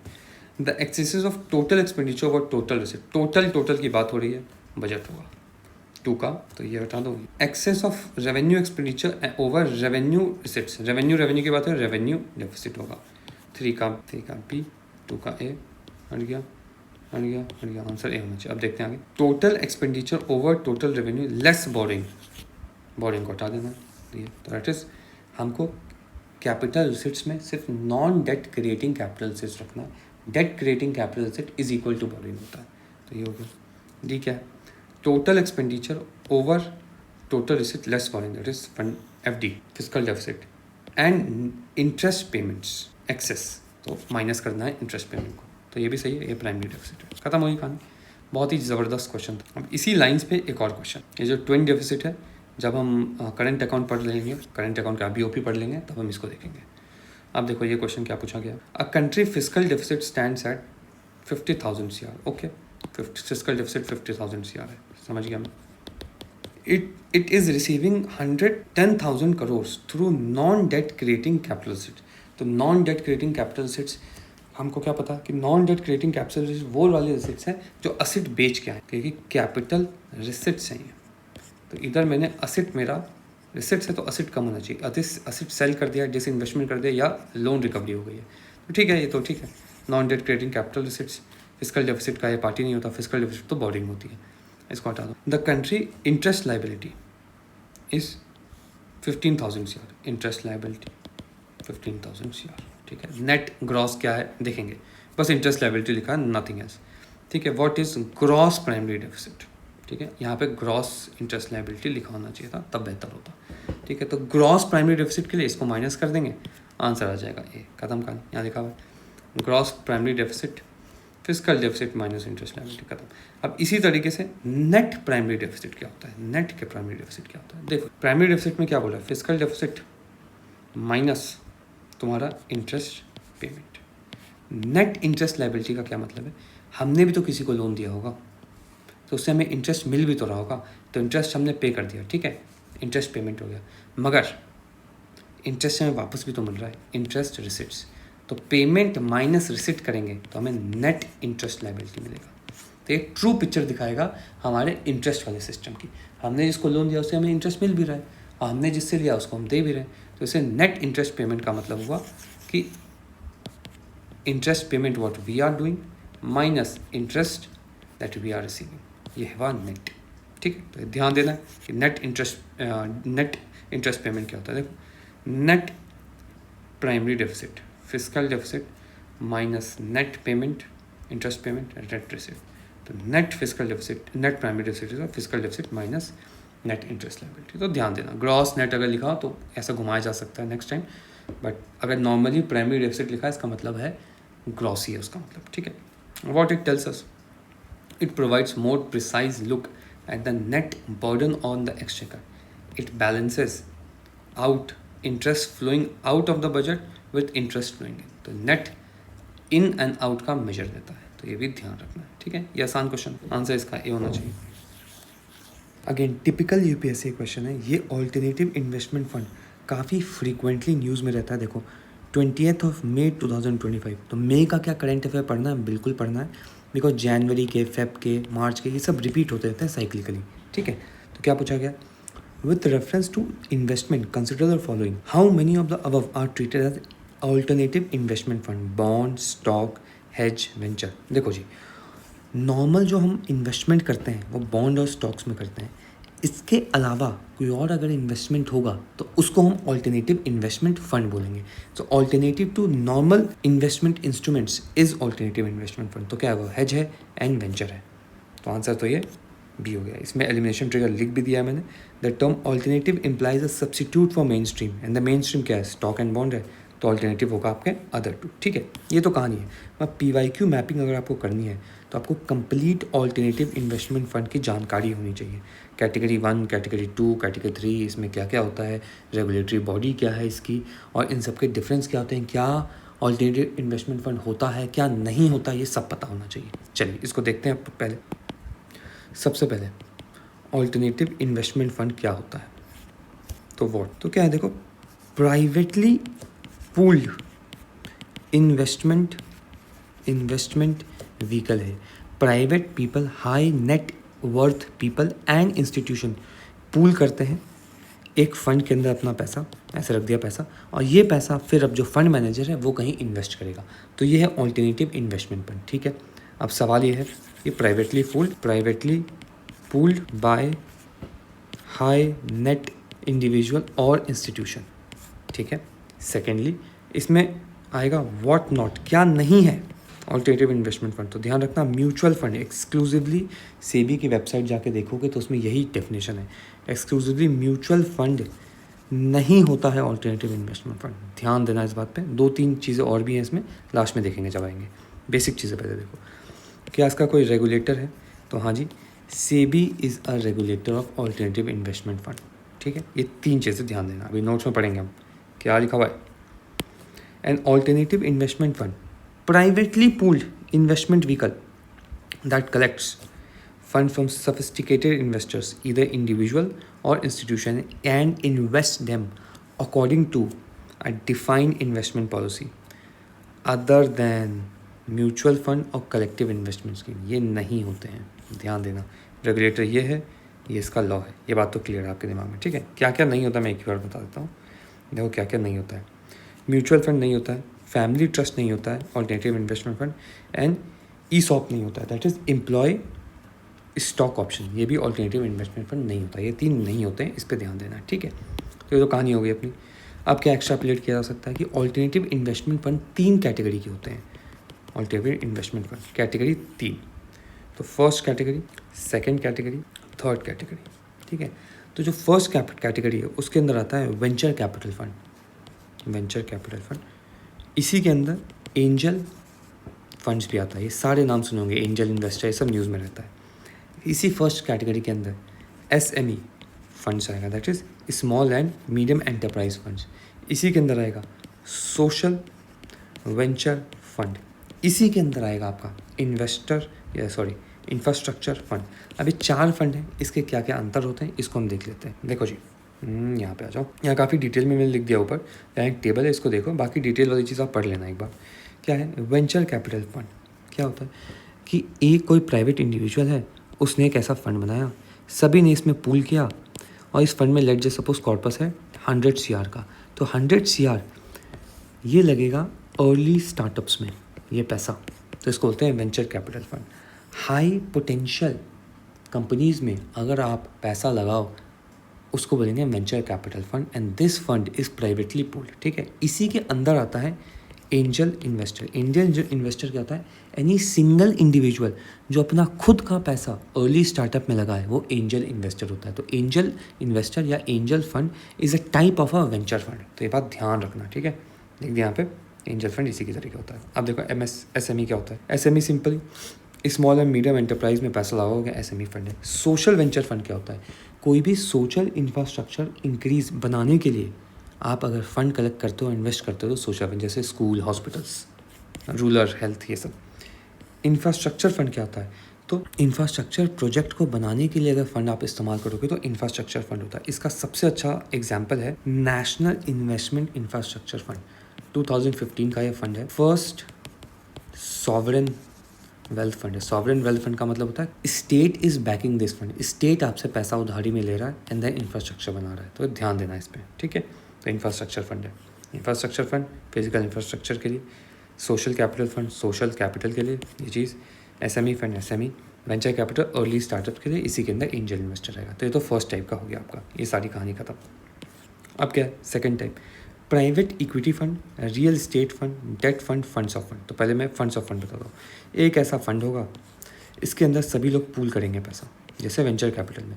अब इस फंड से पैसा अदर ऑल्टरनेटिव इन्वेस्टमेंट फंड में जा सकता है, तो इसको फंड ऑफ फंड बोलते हैं। Real estate fund again real estate में पैसा लगाने के लिए फंड है। अब private equity fund and debt fund, ये दोनों फंड इंपॉर्टेंट आ जाते हैं। ये तो क्या है, कोई भी अनलिस्टेड फर्म होगा जो हाई प्रॉफिट दे सके, मैच्योर अनलिस्टेड फंड, उसमें अगर आपको पैसा लगाना है तो उसको बोलते हैं प्राइवेट इक्विटी, ठीक है। लिस्टेड में लगाओगे तो स्टॉक्स लगाओगे, इसमें प्राइवेट इक्विटी, अनलिस्टेड फंड, ये बात ध्यान रखना है। Debt fund, debt fund is उधारी देना, जैसे अभी नेशनल इंफ्रास्ट्रक्चर इन्वेस्टमेंट फंड देखा, वो भी डेट ही फंड है, वो इंफ्रास्ट्रक्चर फंड भी, दोनों चीज़ें हैं। उधारी देना किसी भी फंड को, उसको डेट फंड बोलेंगे। It is both for listed और अनलिस्टेड कंपनी। रियल एस्टेट में भी लगा सकते हो, NBFC में भी लगा सकते हो, सिंपल कहानी। अब थर्ड तरीके का फंड होता है hedge fund and pipe fund. Hedge fund क्या होता है कि मार्केट के वोटेलिटी से आपको बचाएगा, ऐसी जगह पैसा लगाओ तो आप सेफ असेट में पैसा लगाते हो, इसको बोलते हैं हेज फंड, ठीक है। पाइप फंड क्या होता है, प्राइवेट इन्वेस्टमेंट इन लिस्टेड कंपनी। कोई भी स्टॉक्स अगर डिस्काउंट पे मिल रहा है तब आप उसको खरीदते हो, तो ये पाइप फंड होता है, ठीक है। ये देखो यहाँ पे क्या लिखा हुआ है, हेज फंड, अगेन विकिपीडिया का पैराग्राफ है। Hedge fund is a pooled investment fund that holds liquid asset and makes use of complex trading risk management technique, not important, to aim to improve investment performance and insulate return from market risk. Market risk से आपको बचाएगा। तो जो भी under value stocks होता है उसमें वो खरीद लेता है लॉन्ग टर्म के लिए, जो भी ओवर वैल्यूड स्टॉक होता है उसको शॉर्ट टर्म के लिए खरीदता है, जैसे ऊपर गया प्राइस बेच देगा। तो ये होता है हेजिंग, हेज फंड। मार्केट के मोर्टेलिटी से बचाने के लिए आप हेजिंग करते हैं, करेक्ट। पाइप फंड क्या है, fund invested in a listed company white discounted share issuance, खत्म कहानी। तो ये चारों फंड है, सिर्फ नाम पता होने चाहिए आपको, एक लाइन में मतलब पता होना चाहिए। वेंचर कैपिटल अर्ली स्टार्टअप में फंड लगाएगा। ये है स्मॉल मीडियम एंटरप्राइज, ये है सोशल इंफ्रास्ट्रक्चर, ये है इंफ्रास्ट्रक्चर, ठीक है। क्या है, private equity listed unlisted companies में पैसा लगाएगा। रियल एस्टेट में, डेट फंड अनलिस्टेड लिस्टेड दोनों में पैसा लगाएगा, आप उधारी देगा। फंड ऑफ फंड, कोई भी ऐसा फंड जिसको कलेक्ट किया गया है कहीं भी यूज़ कर सकते हैं। हेज फंड आपको मार्केट से बचाने के लिए लगाया जाता है। Pipe fund is for discounted rupees में, अगर आपको डिस्काउंटेड रेट पे अगर आपको कोई भी स्टॉक खरीदना है तो उसके लिए। खत्म हो गई कहानी। तो ये हो गया, ये हो गया, ये हो गया। एक बार ज़रूर उसको पॉज करके रीड कर लेना, ठीक है। तो यहाँ तक है, ये सब आराम से रीड कर लेना, यहाँ तक है, ठीक है। चलिए नेक्स्ट क्वेश्चन मिलते हैं।